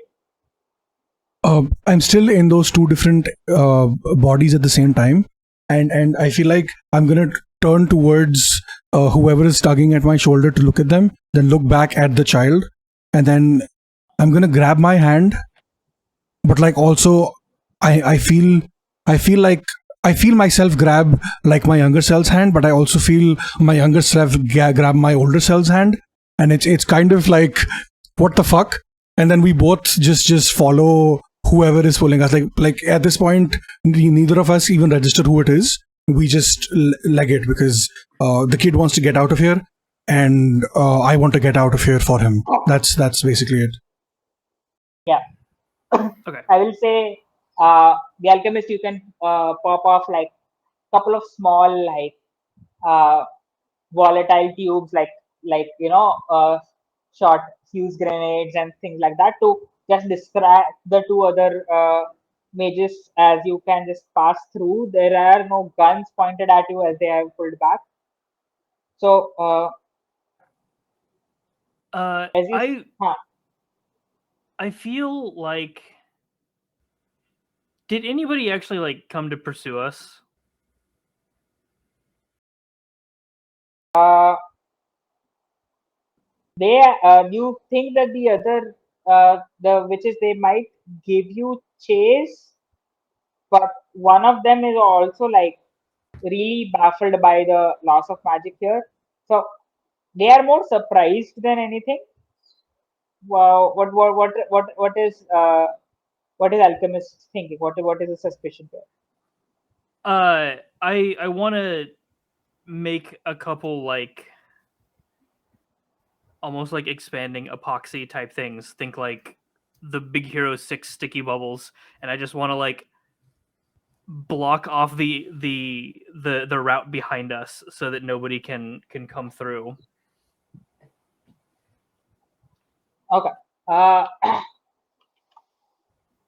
the way this is, and there is, I don't see why it would fail. Like if you have something prepared like that, it would just work. Then the only question is, do you also want to block off this passageway on your way back or not? If you're fine with that, if you finding another exit, then you can do so. I mean, we can either find the other exit or, in the big bag of chemicals, I have a, oh my god, words. What are you doing A in my solution swamp? that breaks up adhesives and Sure. I would say in that solvent. case, There we go. yeah, you basically drop something which completely expands, like crystallize, almost like it's a combination of like foaming and crystallizing and then clarifying and just occupying this space. And if somebody didn't see this happen, they might just run into it head first because it is a clear thing. You do see that this maze then like starts creating a spell which like slowly starts melting these walls. So there is like, but it's not very quickly. So there is like very slow pools of lava dripping through. So we are creating like a more dangerous environment. So in case like some mishaps happen, it might get more injurious. As you run through, you do uh, you find that uh, that it opens into a bunch of people moving in and out, but uh, into a large cavernous chamber. There is like uh, a pyramidal like rising podium, and there is some kind of a structure hanging from the center of this cavern, hanging down, and this pyramidal pedestal is right below it. You don't see what is on top of the pedestal right now, but you see that there is a, a bunch of people circling and hanging around, and you do also see that there are many other passages opening into this cavernous chamber, and there is uh, also these rivulets of molten rock uh, siphoning down uh, around four staircases that go up. So uh, there are a bunch of people moving about right now. These people have come from other places. They didn't see you at the altercation, so nobody pays you mind. Most people are either gathered and have full attention towards what is happening upstairs, and the others are just moving about doing things that they are supposed to. As you start feeling another big earthquake, uh, and things shake, and uh, one staircase cracks, and like lava starts flowing out of the rivulet and like is pooling in these walkways, and people, there's a mild panic happening towards the left of you, but upstairs there is no sign of panic, and you do see people more cultisty looking in shrouded this thing uh, cloaks, and there is some kind of a chanting happening.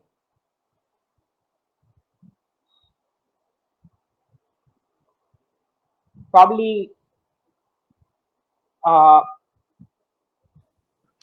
tens of people, if not hundreds, at the top of this terrace.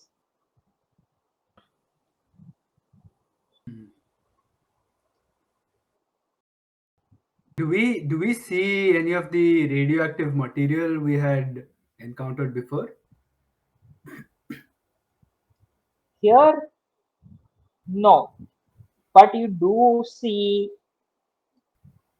some of these people in cloaks, but they are also wearing gloves, and they are carrying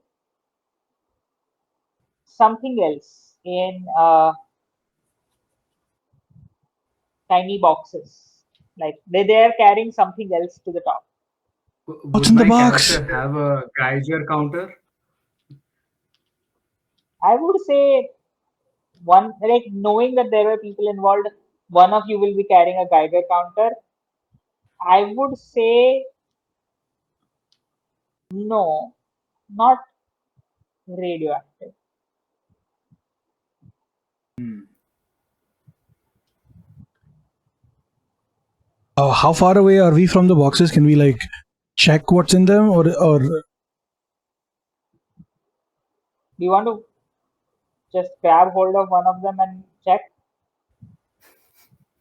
I mean, we don't look like them, I think. Yeah. If you want, if there is like way you want to pull that off, Uh,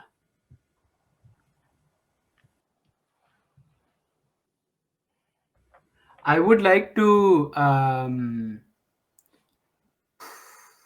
Okay, I'm going to fire a gun, or I would like to fire a gun in the direction of something that goes upstairs to create some kind of a ruckus.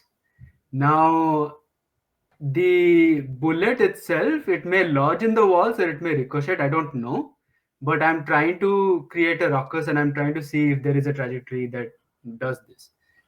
If so not right now, but later. when you say ruckus, at what point? Like at the terrace?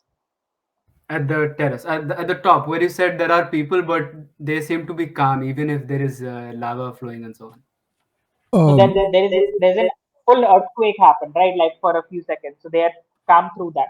I would say uh, it would like you would want like something in the ceiling to break. You would need something at least of that nature for them to be distracted by anything. So if that terrace is what you're saying, but yeah, Steve, you were saying. I was gonna say, if you discuss this with us beforehand, I will just say that when you shoot the weapon, they will be attracted to where the bullet fire came from, not where it ricochets, right? So they'll know where we are then. Yeah, but we are in a closed, confined space, so it's just going to be a huge explosion at best, and they can't really figure out where the source is. Okay, I'm convinced. I will help with using the opposite of my counter spell, which is amplifying his attack. So it's gonna cause an even louder boom. Maybe cause a cave in. Who knows? Yeah, like if the terrace caves in and they fall through or something, or things fall through, that's awesome effect. But this need not be like a direct effect of the bullet itself. I'm going to say this, like to draw attention of that crowd from below in any form from whatever is happening there. It's going to require 3 successes. Okay, which means that I have 3 dice with the help of Steve, with the help of Sephiroth, Yeah, and all 3 of them need to be successes. That's yeah. Uh, And this is okay, vulgar magic. I have a slight bit of um, fuckery that I would like to request. Since there are two of me, Mhm. can he get 2 dice?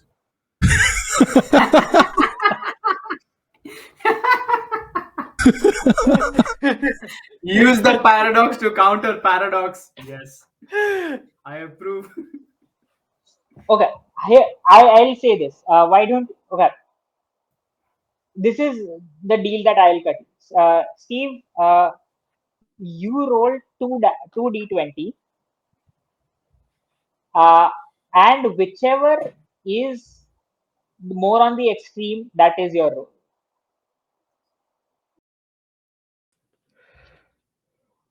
What do you think, Swamiish? You want Right. to take it? So,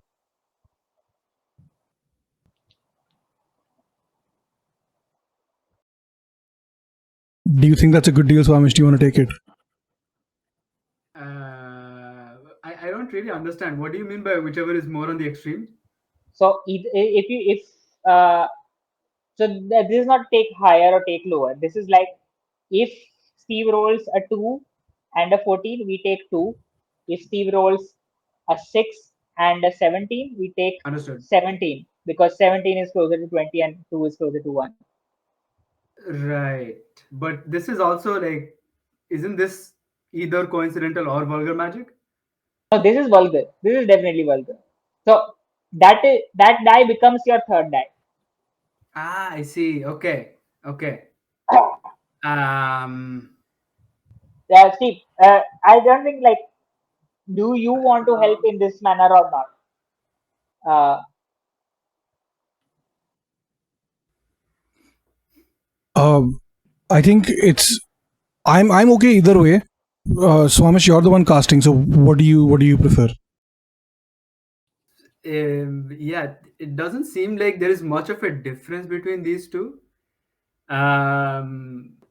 It's just a matter of how you are distributing the locks between the two players, kind of. I don't know.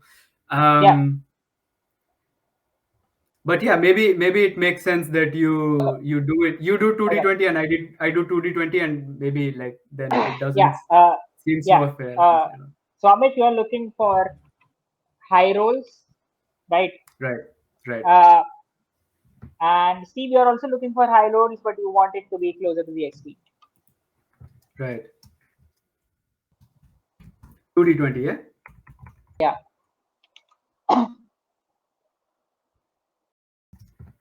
I rolled a 13 and a 17.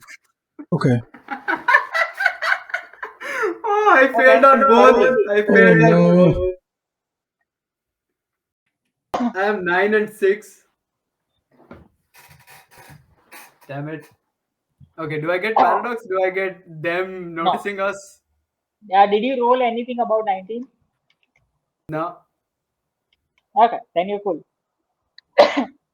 But it does fail. Like overall, it fails. I would say what happens is you try to throw a bullet in a way where like it catches in some structural weakness in this cavern that you find yourself in, and there is a structural weakness.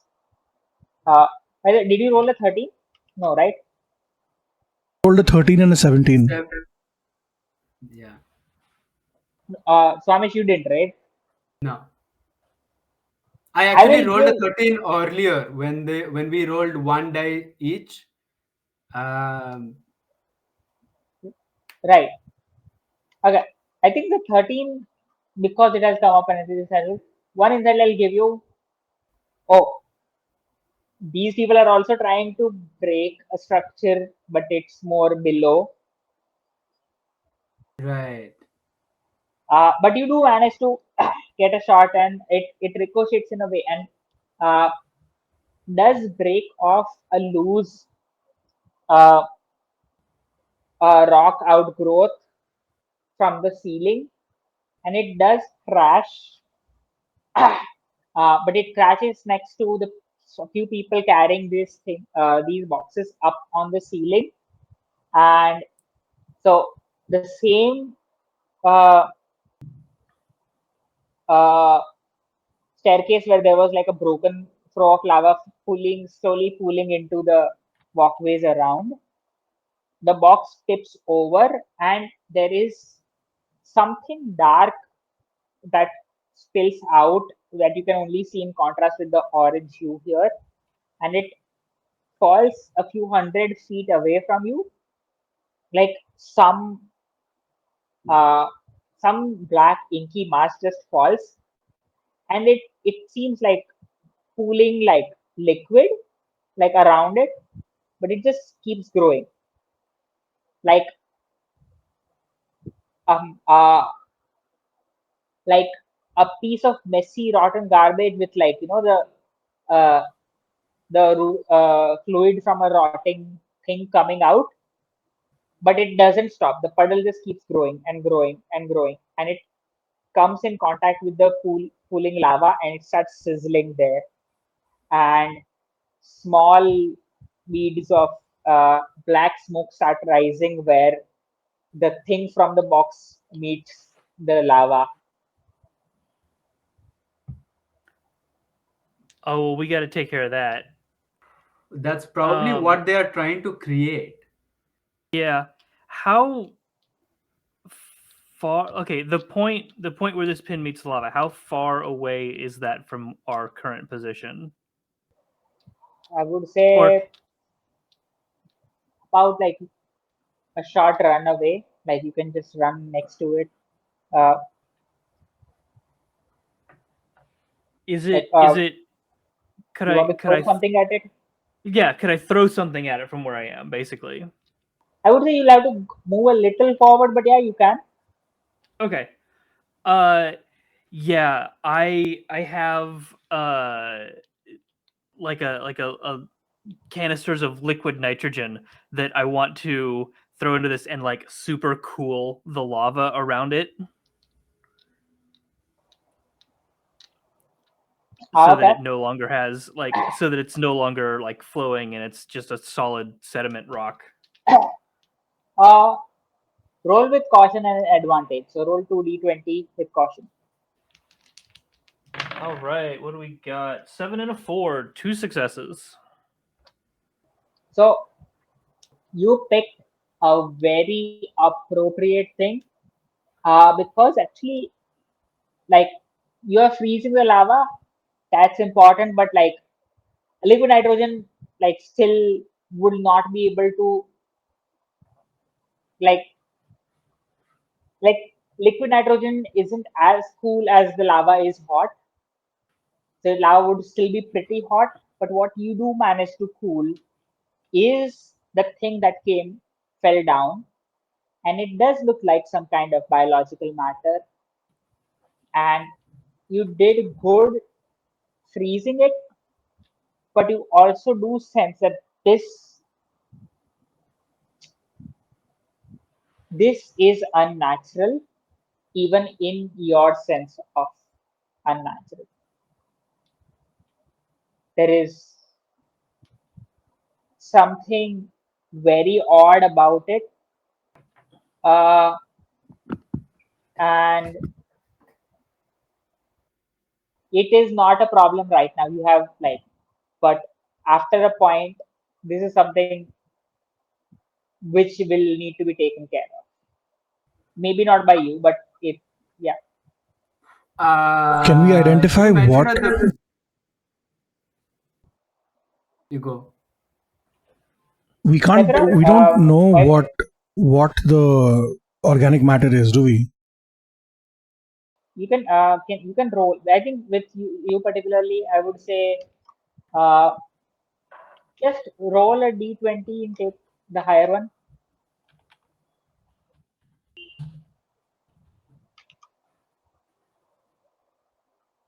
I got a You are looking for a 19. higher number, is what I meant. I got a 19. I think, yeah, that makes sounds right. So what did these people believe that there was that this caverns is like an ancient civilization which worshipped Hastur. Like, this is a base of an alien civilization, like, from the prehistory. You think that this is parts of those ancient worshippers. This Is is it alien? some, yes. Holy shit! We just proved aliens exist. Aliens have existed No. for a while. No one will believe us. Oh, And I you I think know that how I've to. known them for forever. So you think that that is one of the core elements of the ritual sacrifice that they are doing there.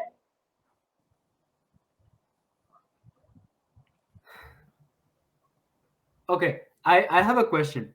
In the beginning of the game, you mentioned that there is this whole place from the outside was icy and snowy Yes, and cold, yes, but there is a dormant volcano underneath.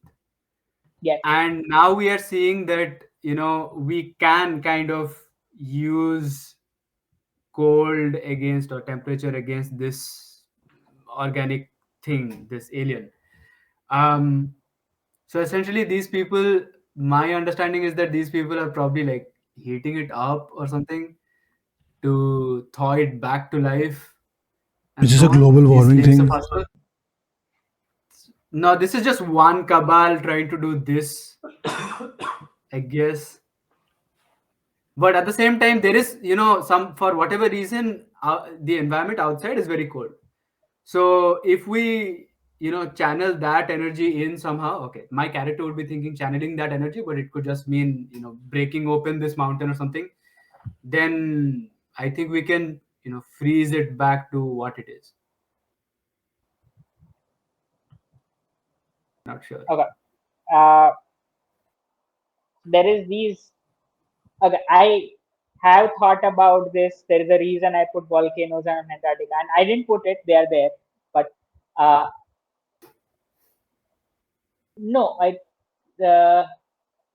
think I'm just going to tell you this, but this is like me being more scientific in a fantasy magic game. But if a dormant volcano opens up over a caldera which has developed glaciers and ice sheets, and it goes into the lava and water mixing is going to actually create more energetic, explosive thing which is going to tear the rock apart. Yeah. There, so you might like breaking open the top and letting all the ice and the cold in would be a great idea if the order in like if you can ensure that whatever ritual that they are doing is completely stopped and then they don't break the bottom. So Yeah. so only if that is the case does this sound like a great idea. On some level they want the ice to come in contact with the volcano. So right now what they are trying to do is bring a dormant volcano alive and then let the ice do the rest of the bit. Uh, so uh, okay, I'm going to there is that there are two elements to the ritual that they are doing. At least there is a whole bunch of people that are gathered there. There is this alien thing that they're throwing inside, and then there are a couple of things which are more in line with the modern physics and reality, which is ice sheets breaking and meeting with the volcano lava, and then radioactive waste at top. So there is few elements of the ritual and then few elements of what happens when the ritual is successful. I think now is the time you should start focusing on what is it that you want to disrupt. You have some pieces of information and you can tell what is it that you want to disrupt at this point.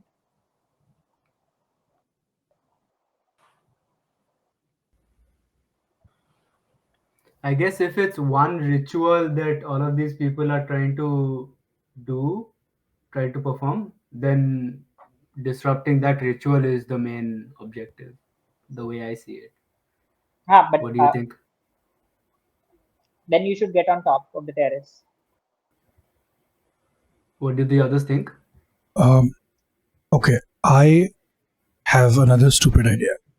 Okay, I've had a bunch of stupid ideas today, but okay, this alien thing has been dead for centuries. Yes. Yes. What if I were to bring it back?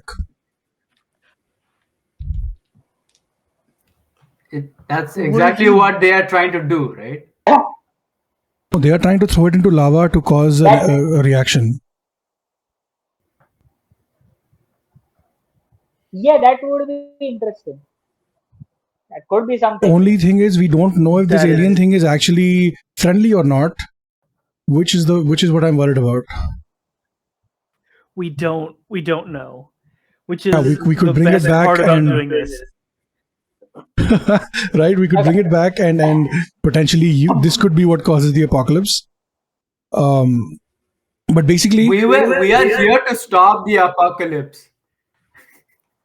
No, I know. Says the cautious baby. I'm sorry. No. Here's That's the thing, exactly right? what Prutha would be doing. They want to use the okay. So from what I've understood is the body of the thing is what they're using as a catalyst to cause a very big reaction in the volcano, right? If so, we can either figure out a way that they never get access to the alien body by taking it away with us, or we can use my ability to cause something or someone to age/de-age rapidly. If I were to cause this to de-age rapidly to a point where before it was decomposed and before it died, and make it come back to life, and then from there it can potentially just go on its way. We can send it back to its planet if that's what it wants to do. Maybe if this is a planet, it can take over, and like our problem is solved because we stopped the apocalypse from one end, but then we caused another one. But like there is no way to know for sure. That's the thing, isn't it? 3 apocalypse and 1 apocalypse are the same thing, my man. Look, we only care about apocalypse on Earth. If we send it out and it causes apocalypse on a different planet, that's fine. Yeah. Let's Right? if we can send it to the moon, that would be great. Yeah. So, okay. See, for Sephiroth, I will say this is big magic, right? Like it's not de-aging like somebody like make a baby into an old man. This is like millennia old de-aging. But Isn't it? It's a good thing that there's already 2 of me. There is also 2 of you, and you are also in the sanctum of this civilization, right? Like that worshippers or believers in this thing hold power here. So there is a possibility that will enhance. But here's how the deal I'm going to do. You can roll 3d20 right off the bat. Okay. You need at least 2 to have some degree of success.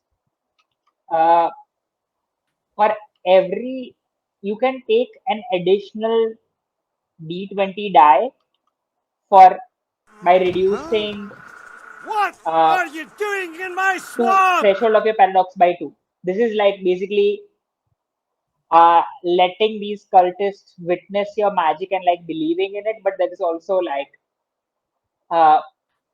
there is also bringing more witnesses to this big magic that you're trying to do. So 3 dice to start with. You need 2 successes. For every additional die, reduce your paradox threshold by 2. Can I decide if I want to reduce it after the result of the first 3 dice?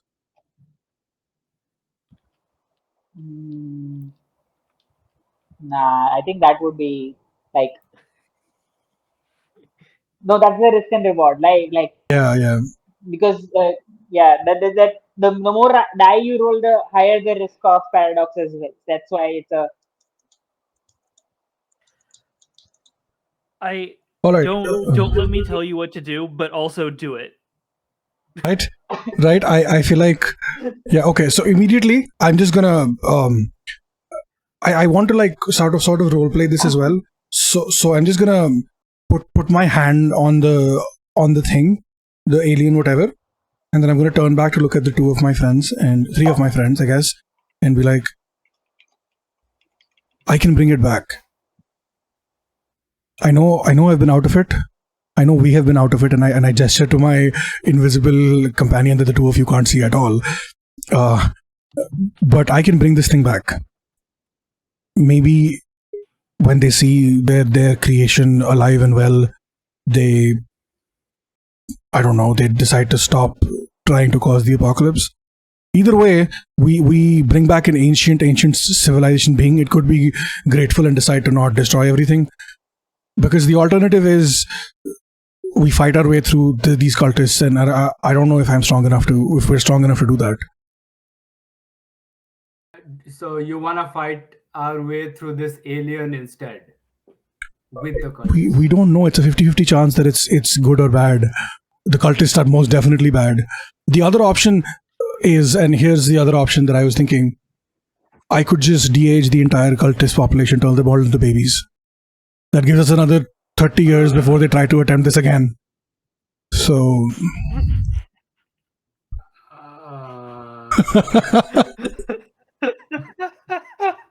I feel like Wish gave me too much power when they said you want to do time magic. No, I think Be careful with the paradox that you would accumulate with this. DH Yeah. 100 cultists gain 10 paradox. Yeah.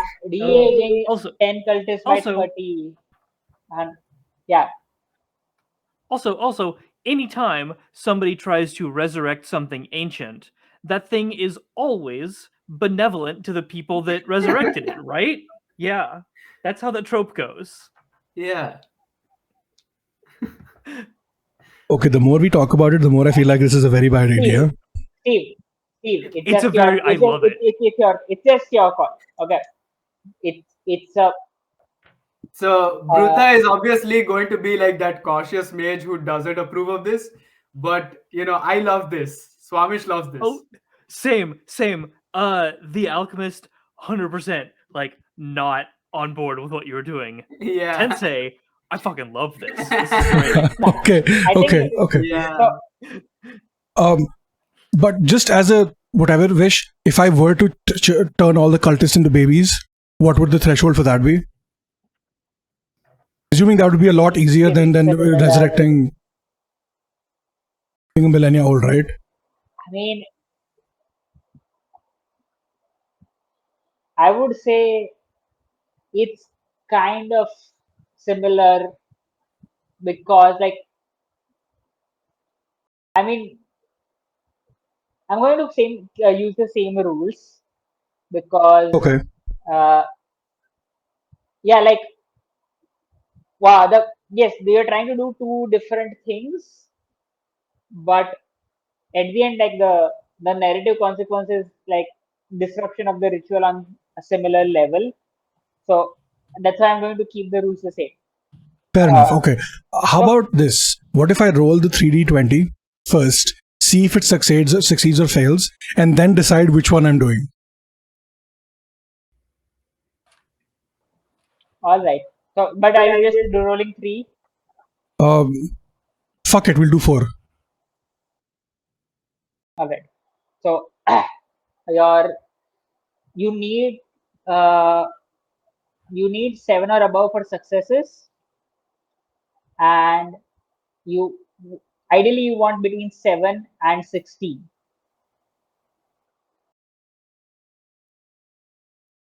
So go ahead. Okay, I got 8, 13, and 16. And a 1. 1 doesn't count, that's out. So 8, 13, I got 2.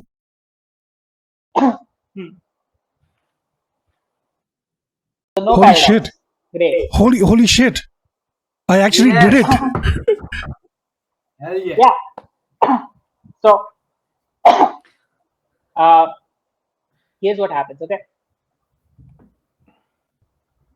this thing that dropped out of the box, like, first starts rapidly unfreezes, uh, levitates in mid-air, and starts reforming. This was like probably like a tiny organ like thing of this alien creature. It starts reforming, and it is massive.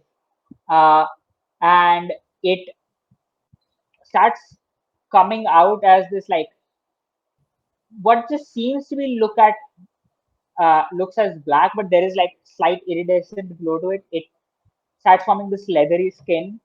You see something like a bat or an undersea creature. It has five-fold symmetry, and like, it is so messed up. It's hard for me to describe. I'm going to just point you to it. If you guys know the Elder Thing from uh, Lovecraft stories, and I've Oh posted a picture no. in the chat. Uh, and so that thing appears. It is 15 feet long, 10 feet wide, and it has these 5 wing-like, petal-like structures from the edge, and at the bottom, like these tendrils, and uh, with one tendril extending anomalously towards each of you. It, as soon as it like animates, it wraps around you and pulls you to the top of the terrace. I want to Floating. run diagnostics, find vulnerabilities of this creature. Yes, go ahead. Uh, roll with caution. Uh, but 3. no, just 2. Also, while this is forming and before it grabs us, I'm gonna turn to the other two and be like, "Don't worry. If this thing fucks us, I'll just kill it again. It's fine." Yeah, good luck with that. I got an 8 and a 17, so 1 success, 1 failure.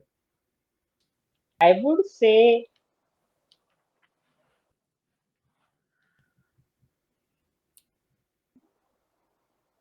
this is where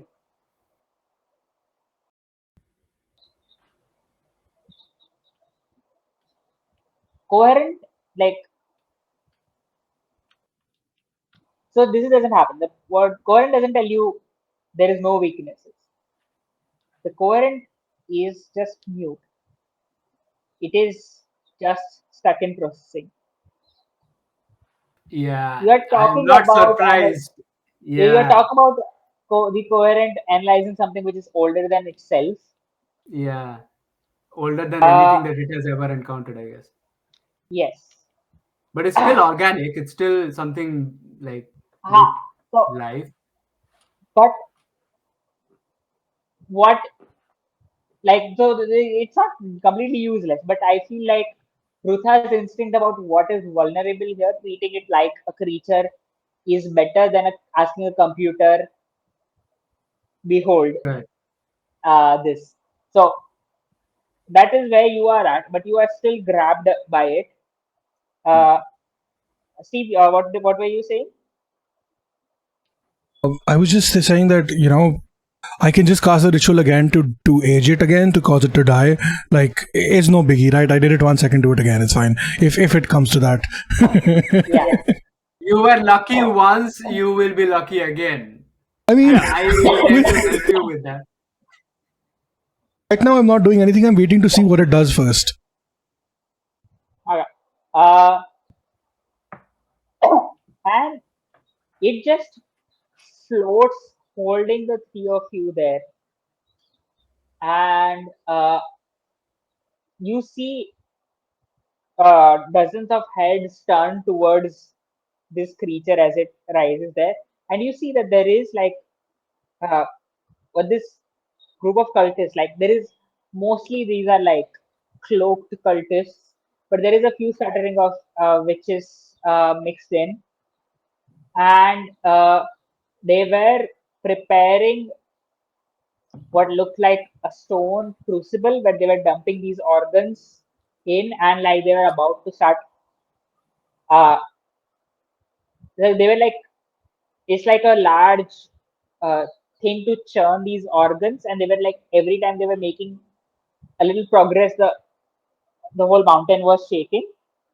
uh, this creature rises, and like a few people look up, and one of the more regally dressed, probably like a high priest or something like that, looks and is like also drawn like 2 feet into the air, head tilted back, and just like as the silence falls to everybody else, everybody can hear like just all the air rush out of his lungs, and a gasp releases as he breathes back, and almost everybody instantaneously knows the alien is speaking through this guy. And this guy says,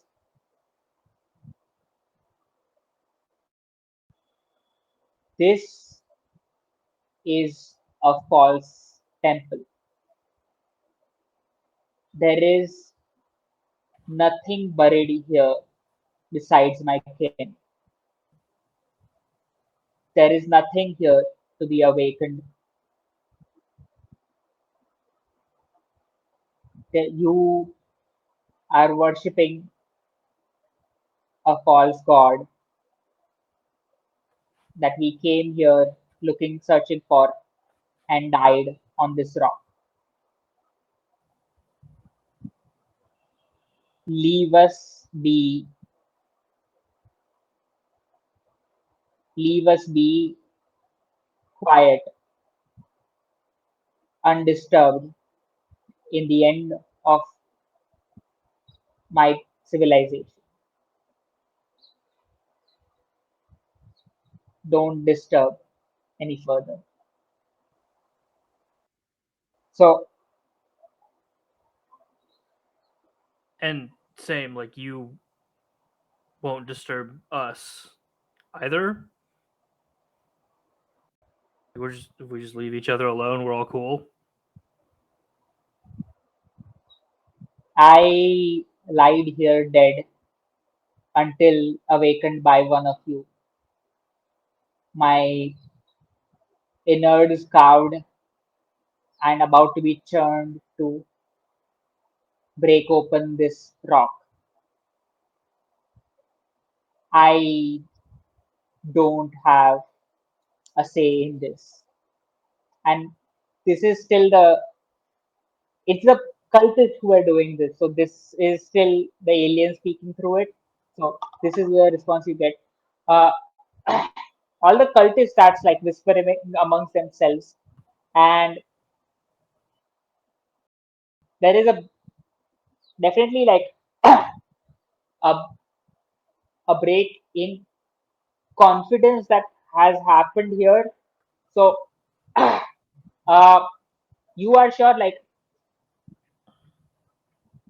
so one out of the three factions, their belief in the ritual has been broken to an extent like, do you know, like maybe they can justify like maybe this was something else, or maybe like this alien is wrong, that we are still right, that there is something here. But in the moment, their belief has enough doubt that for them, Hastur cannot be reawakened tonight. But there is still a super volcano to be blown up, and there is still radioactive waste redistributed all over the earth for it to be anew. So you have broken one out of the three beliefs. Yes. I would like to take the baseball cap that I'm wearing. If I can, move my hands and so on. Or if not, then I would like to, shake it off. But with the intent of helping Sephiroth the next time he tries to um, uh, cast the same ritual or similar spells. And I let it blow away into the wind while we are still being held by this creature. Wait, Actually, what at does this that do? moment, How does that help? I'm confused. It will come back via a chain of events later to help you the next time you do this. It's not going to help you right now. Oh, that is so cool. uh, yeah, at this moment, actually, Sephiroth, after hearing this, what does Sephiroth feel about reawakening this alien? He kind of feels guilty because this creature is alone now, and he almost very briefly considers offering to revive more of its family. But then he decides against it because he doesn't know if he's strong enough to pull it off. So far, everything he's done has been he's just been cocky, and he's not really considered the consequences. But now he's realizing that if he does try to attempt to bring back this creature's family and he fails, it's going to be like a double loss for the creature,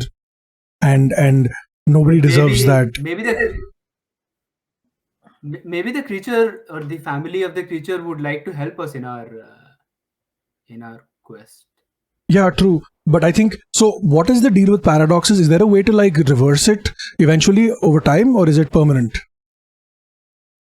Usually, like it, the days you spend without casting any magic reduces paradox, but you might also get like some obvious marks on you, which like tell people you are a mage, like, but you might not suffer the effects of paradox. You might get weird looking eyes and stuff. Okay, so basically, Sephiroth's thought process right now is he's too tapped out right now to bring them back, but maybe in a week, maybe in 10 days. So like, I think maybe he's considering talking to the creature about this to be like, I think that I will just say, based on the way things were spoken, the sentiment here is just like, hey, just it's like you broken into like the script of aliens and like opened a bunch of sarcophagi. Like, just leave them be. Like, we died and we're buried here. Just leave us be. Like, they don't care what happens here either. Right. Like, they don't care if the volcano blows up, but like just like stop cutting out and disturbing these things. That's all. Like, so uh, I think that is, they don't want to be reawakened, nor do they want to help. okay, I guess we need makes sense. we need to deal with the other two, which is one is the radioactive stuff from the ninjas, and the other is the breaking open of the or reactivation of the volcano by the nymphs. Yeah. So at this point, as the few witches that were in the crowd start reacting, I have already let the cap fly away, by the way. yes. If you want me to roll Uh, for it, I can roll for it, but yeah. no, I think uh, the alchemists, you do notice that a few of them certainly pull out some kind of a device in their hand and like pull a switch off. And was it pull a switch? Yeah. There were like most of the crowd was like, these cultists, and there were a few witches thrown in. You see two of the witches, they stick out in the crowd, they look at each other, nod, and pull a switch on a device. Probably gonna blow the volcano up. Is there like a noise? Is there like a subtle? I'm expecting a very subtle rumbling from an explosion far away or something like that. Maybe, but like in a sense, like, these uh, configurations of like volatile material being put next to each other to break off, you are familiar with it. So even on that level of understanding, you hear uh, a spark of a circuit being completed, and uh, the subtle heating of an LED bulb, and a beep of a large explosive being getting armed at the base of the pyramid. Probably multiple. Okay. So only the alchemists can seize this, right? Yeah, this is Are we like kind still of. in the? Are we still mean, being held by the creature? I think you can be let go, or up to Sephiroth. Like, do you want to revert? Like, you can just take away this magic. Like, this is not a permanent effect. Like, because this is just happened over a seconds, right? Like, you know that this magic is not also going to last itself. You cannot like imbue life energy. You cannot bring back something from life. So it is going to shrivel and die anyway. So it's up to you to let go, channeling that magic. If you start doing that, then it drops you off amongst the crowd and starts shriveling and disintegrating in midair, and then like plops down whatever was left. Yeah, I'm just gonna grab whatever it's using to hold us. I'm gonna grab that and I'm gonna gently just pat it and just whisper under my breath, I'm sorry. I didn't know how this would go. I didn't mean to cause you so much pain. And then slowly just let go of the magic. And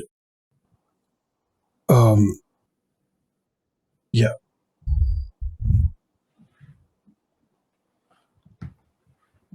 We So yes, yeah, go ahead. we need to get to the bottom of that ziggurat like now.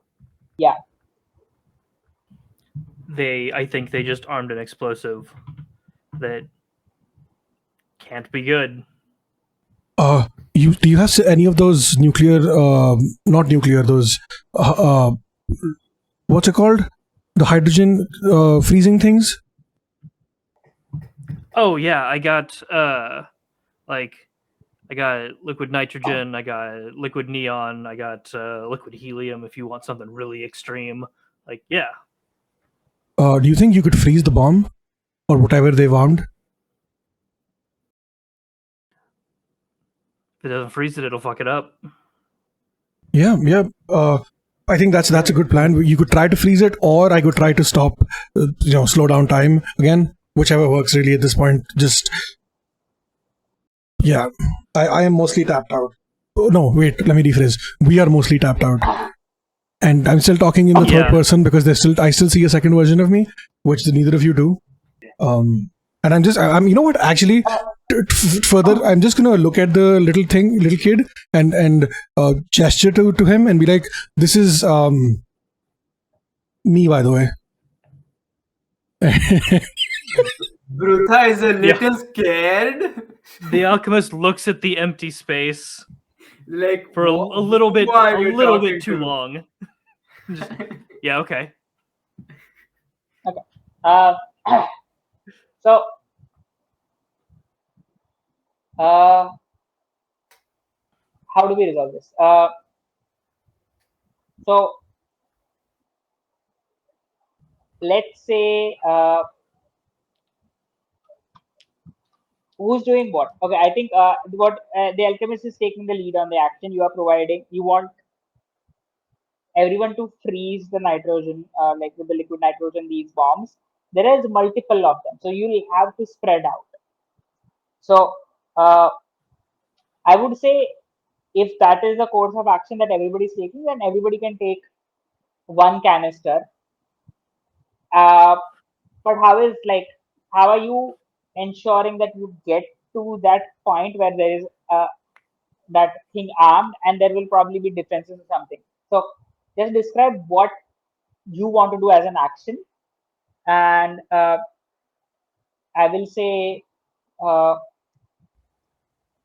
then we'll come up with how many dice you have, and then we'll go down the line. All three of you will roll, and all I want is in total 4 succeeding dice. Okay. Yeah, alchemist We have just 4 players, and that would have helped, but Limitless isn't here. Yeah, he just hands a solid steel canister over to each one of you. When you open this and it exposes to air, it's gonna boil instantly. So you need to get this onto the device. It'll freeze components and shatter it. Be careful, don't get any on you.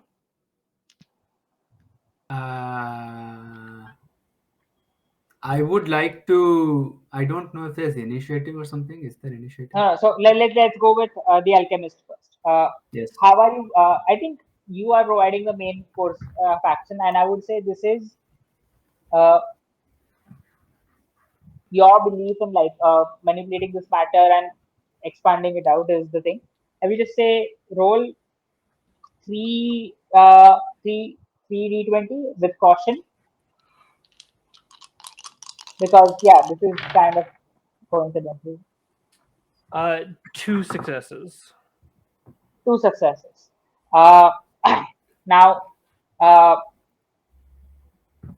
you go and reach to one of your the things. There is, how do you just quickly describe, like there are two witches like blocking your way? How do you get past them and spray this canister onto the uh, bomb? Uh, so I think he takes out another like little of the like bifurcated cylinder and snaps the middle of it, and it's two components that when they mix together, they cause a very volatile synthesis reaction that basically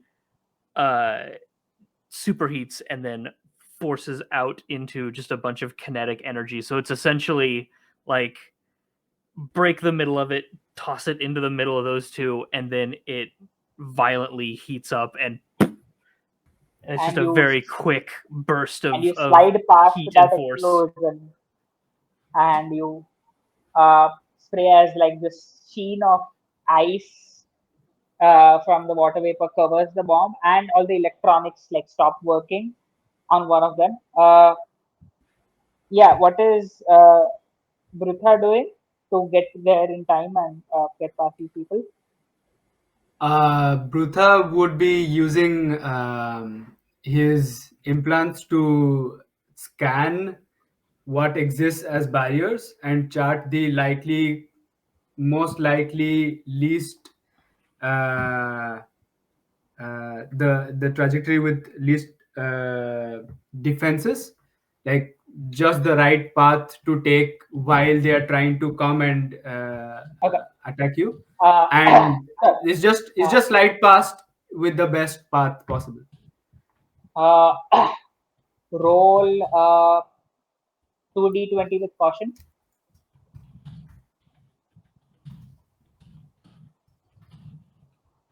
4 and 7 both are successes.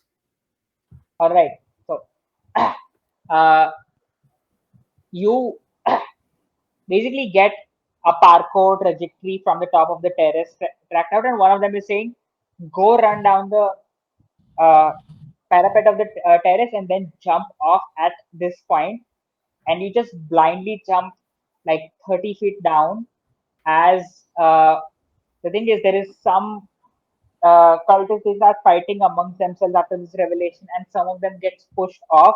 So you in midair get to jump off of somebody falling and then grab one of the walls, and some of your implants they just like come in like with like nanites like towards the hand and like just slide down, and with one hand you spray onto the worm on the one side.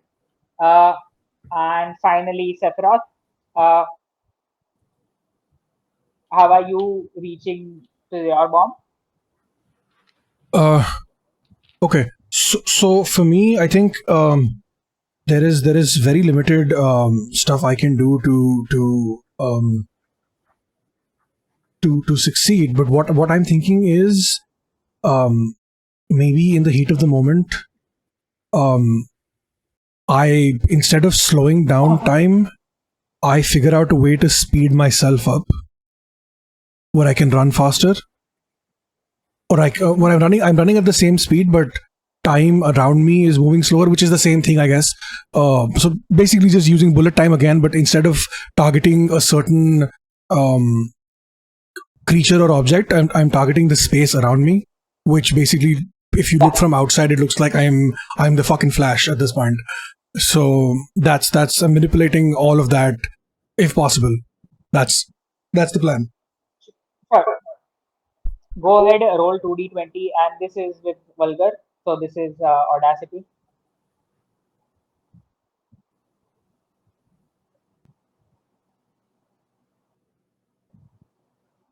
Shit, I did 2d2 by mistake. My bad.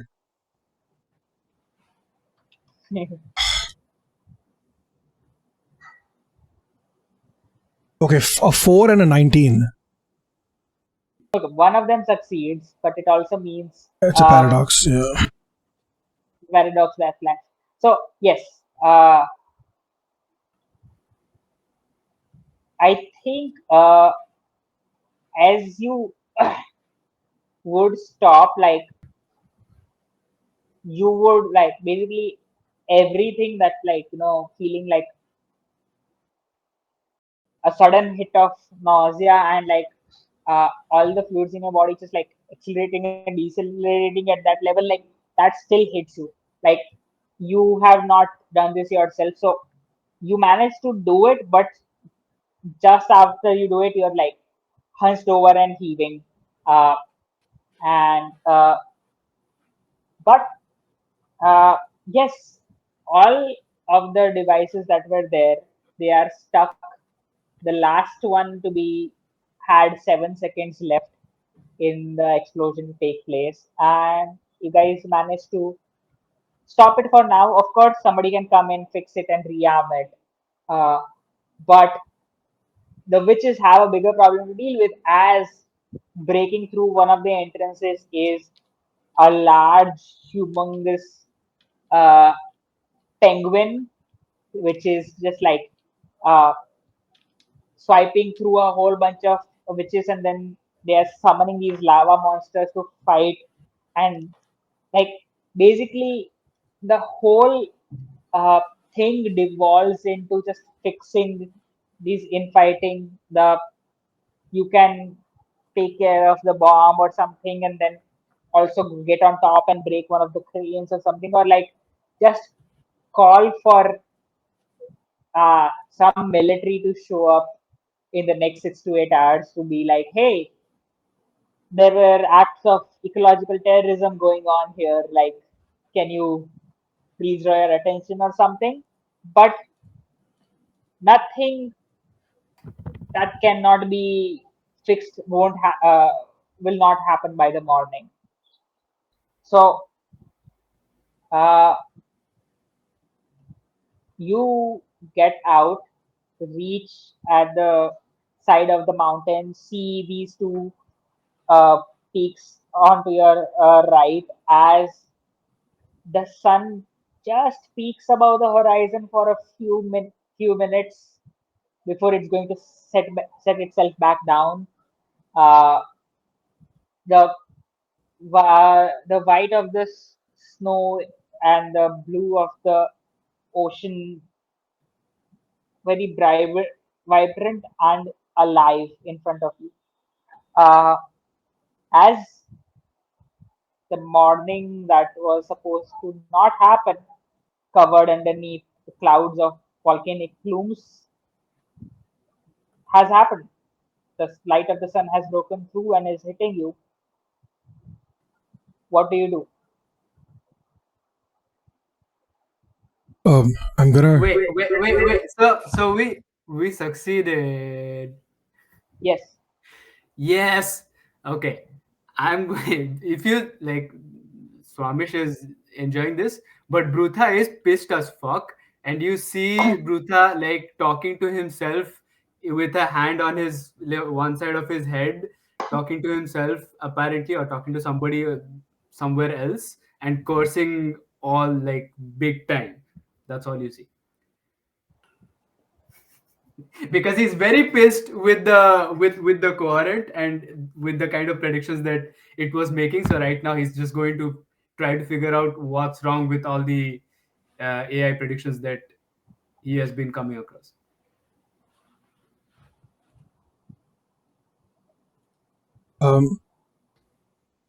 Sephiroth is just gonna sit down on the snow and just take a deep breath. He's gonna lay back down, like lay down fully, and he's just gonna scream at the top of his lungs, "Holy shit!" That's his response to that. And then he's just going to scream. There is like no words. It's just a loud yell, because that's all of his frustration, all of his whatever, and the fact that he's seeing himself and he's seeing the world through 4 eyes now, or like 4 now, is all of it is too much for him. So that's his response to that. Just letting the sun waft over his face, or like the sunlight, whatever, if it comes back up over the horizon, and just lay there till the rest of them are like, okay, it's time to go now. You are both so loud right now. We did it. We did it. We We won. fucking did it. Yeah. And we met an alien. How cool was that? I actually brought something back to life, even if it was only for 30 seconds. Wait, Sephiroth. Who exactly are you talking to? You, Brutha, who else? Now, earlier when you were looking around, was the alien still existing next to you? What? No, do you not see him? Do you not see me? I'm right here. I see you. I see Yeah, you. I'm right here, and then I'm right here. So he's gonna wave his left hand where he is, and right hand is gonna, as if it's patting someone on the head about knee length, knee height, or waist height. He's gonna be like, and I'm right here.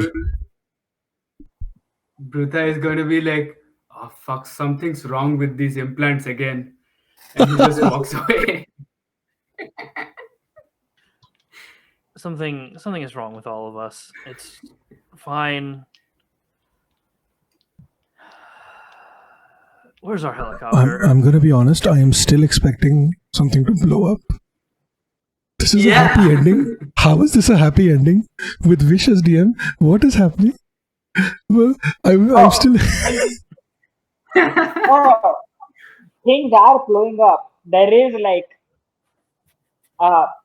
there is cranes disappearing and falling off. There is lava monsters fighting penguins, and people are dying and shooting at each other. But those are problems that can be dealt with. It's you. That is not what you have to deal with. There is there are bombs exploding all over the place, but the earth is not. And you find a helicopter to hijack so that you can get to your helicopter. You can carry on by yourself and reach a place which serves brunch by the time you get there. And that is where we will close the session. Let's go. Yay.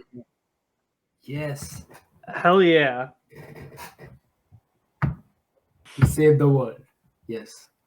We saved the world, and now there's like other I major was- problems, I but was- they're I not was world half endings, but we don't expecting- care. I was half expecting the volcano to blow up and like we just end everything. Yeah. But yeah.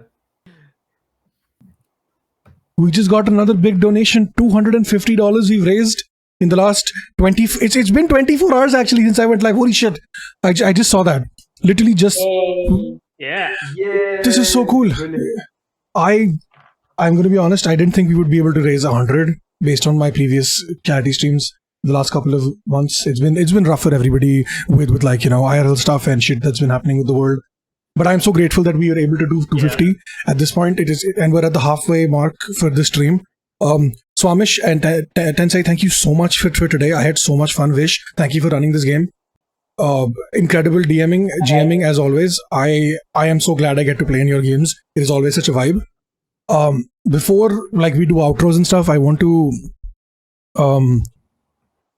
just talk about a thing. I didn't like when I thought about doing this big thing, right? I didn't realize how big it would get, how many people you would have involved, but also I didn't think that like my plan was, based on how well this goes, might consider doing this again, right? So far, 24 hours in, I have had so much fun. Even though like I'm half asleep, my body is like not my body at this point. Like I literally feel like I'm in two different places at the same time. But I want to do more of this, and I want to make Pantsless tables like an actual thing, not just a one-off. So this is like an open thing to everyone, people in this game, but also people in chat or wherever else. If you want to run a game on stream, on my stream, anywhere else, under like as part of Pantsless tables, it's an open invite. If you want to play in a game, it's also an open invite. I want to do more of this going forward, like at least one game a month to start off with, and then we figure out how we do more different things. and I just had so much fun. Like, also, getting to meet new people from all over the world is so wild. It is just, yeah. So I'm just very grateful for all of this. So again, if you guys want to run a game, if you want to do anything with Pantsless tables in the future, my doors are always open. Anything you'd like to do, even if it's a one shot, it's a campaign, it's whatever. If you want to run it on stream, my streams are always here for this vibe. Yes. Okay, that's my rant. I'm done.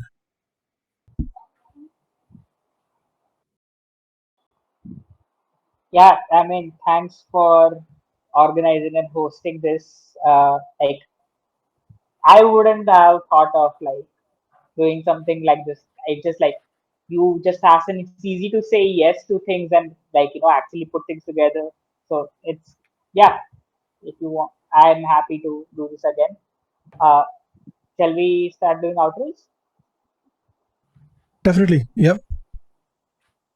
Right. I mean, I don't have much to say. Like, I enjoyed doing this. Hopefully, I'll do this again. I don't have any socials that I would want people to follow. I don't, or any call to action. But like, yeah, just uh, carrying on like these vibes throughout the stream. Yeah.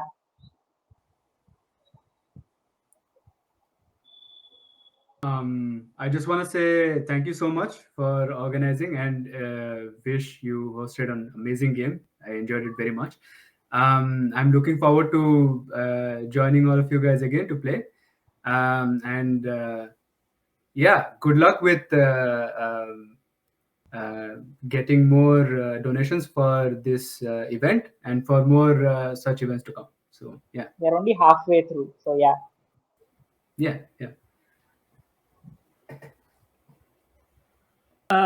Yeah, hi, I'm Tensei. You can find me on Blue Sky at Tensei Dragon, TENSEIDRAGON. Right there in chat. Yes. But this ain't about me. I've got 1,000 projects going on. You can find them all there. That's not what I'm going to talk about in this little bit. Not only did we pass our goal during this stream, but the entire side quest by Starlight group that this is a part of has also broken its $4,000 goal and is very close to hitting 5,000. Starlight, I've been doing a little. I hadn't heard of this before, so I've been doing a little bit of research during this stream on what it is. It's literally supporting hospitalized kids in the best way, because it's getting seriously and terminally ill kids and their families like games and more comfortable hospital gowns for people with like texture sensitivities, and books and arts and crafts and just things to do and to entertain. And that's what this is all about. It is all about making kids comfortable and happy, and it's fantastic. Please keep giving Starlight all the love in the world.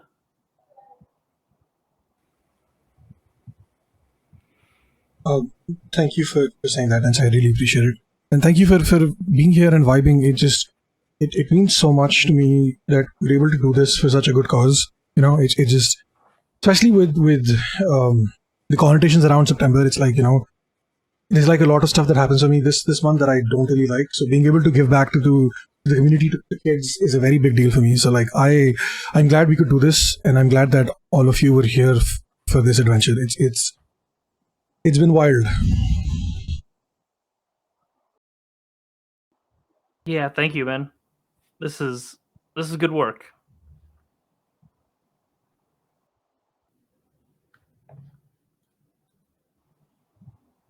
Okay.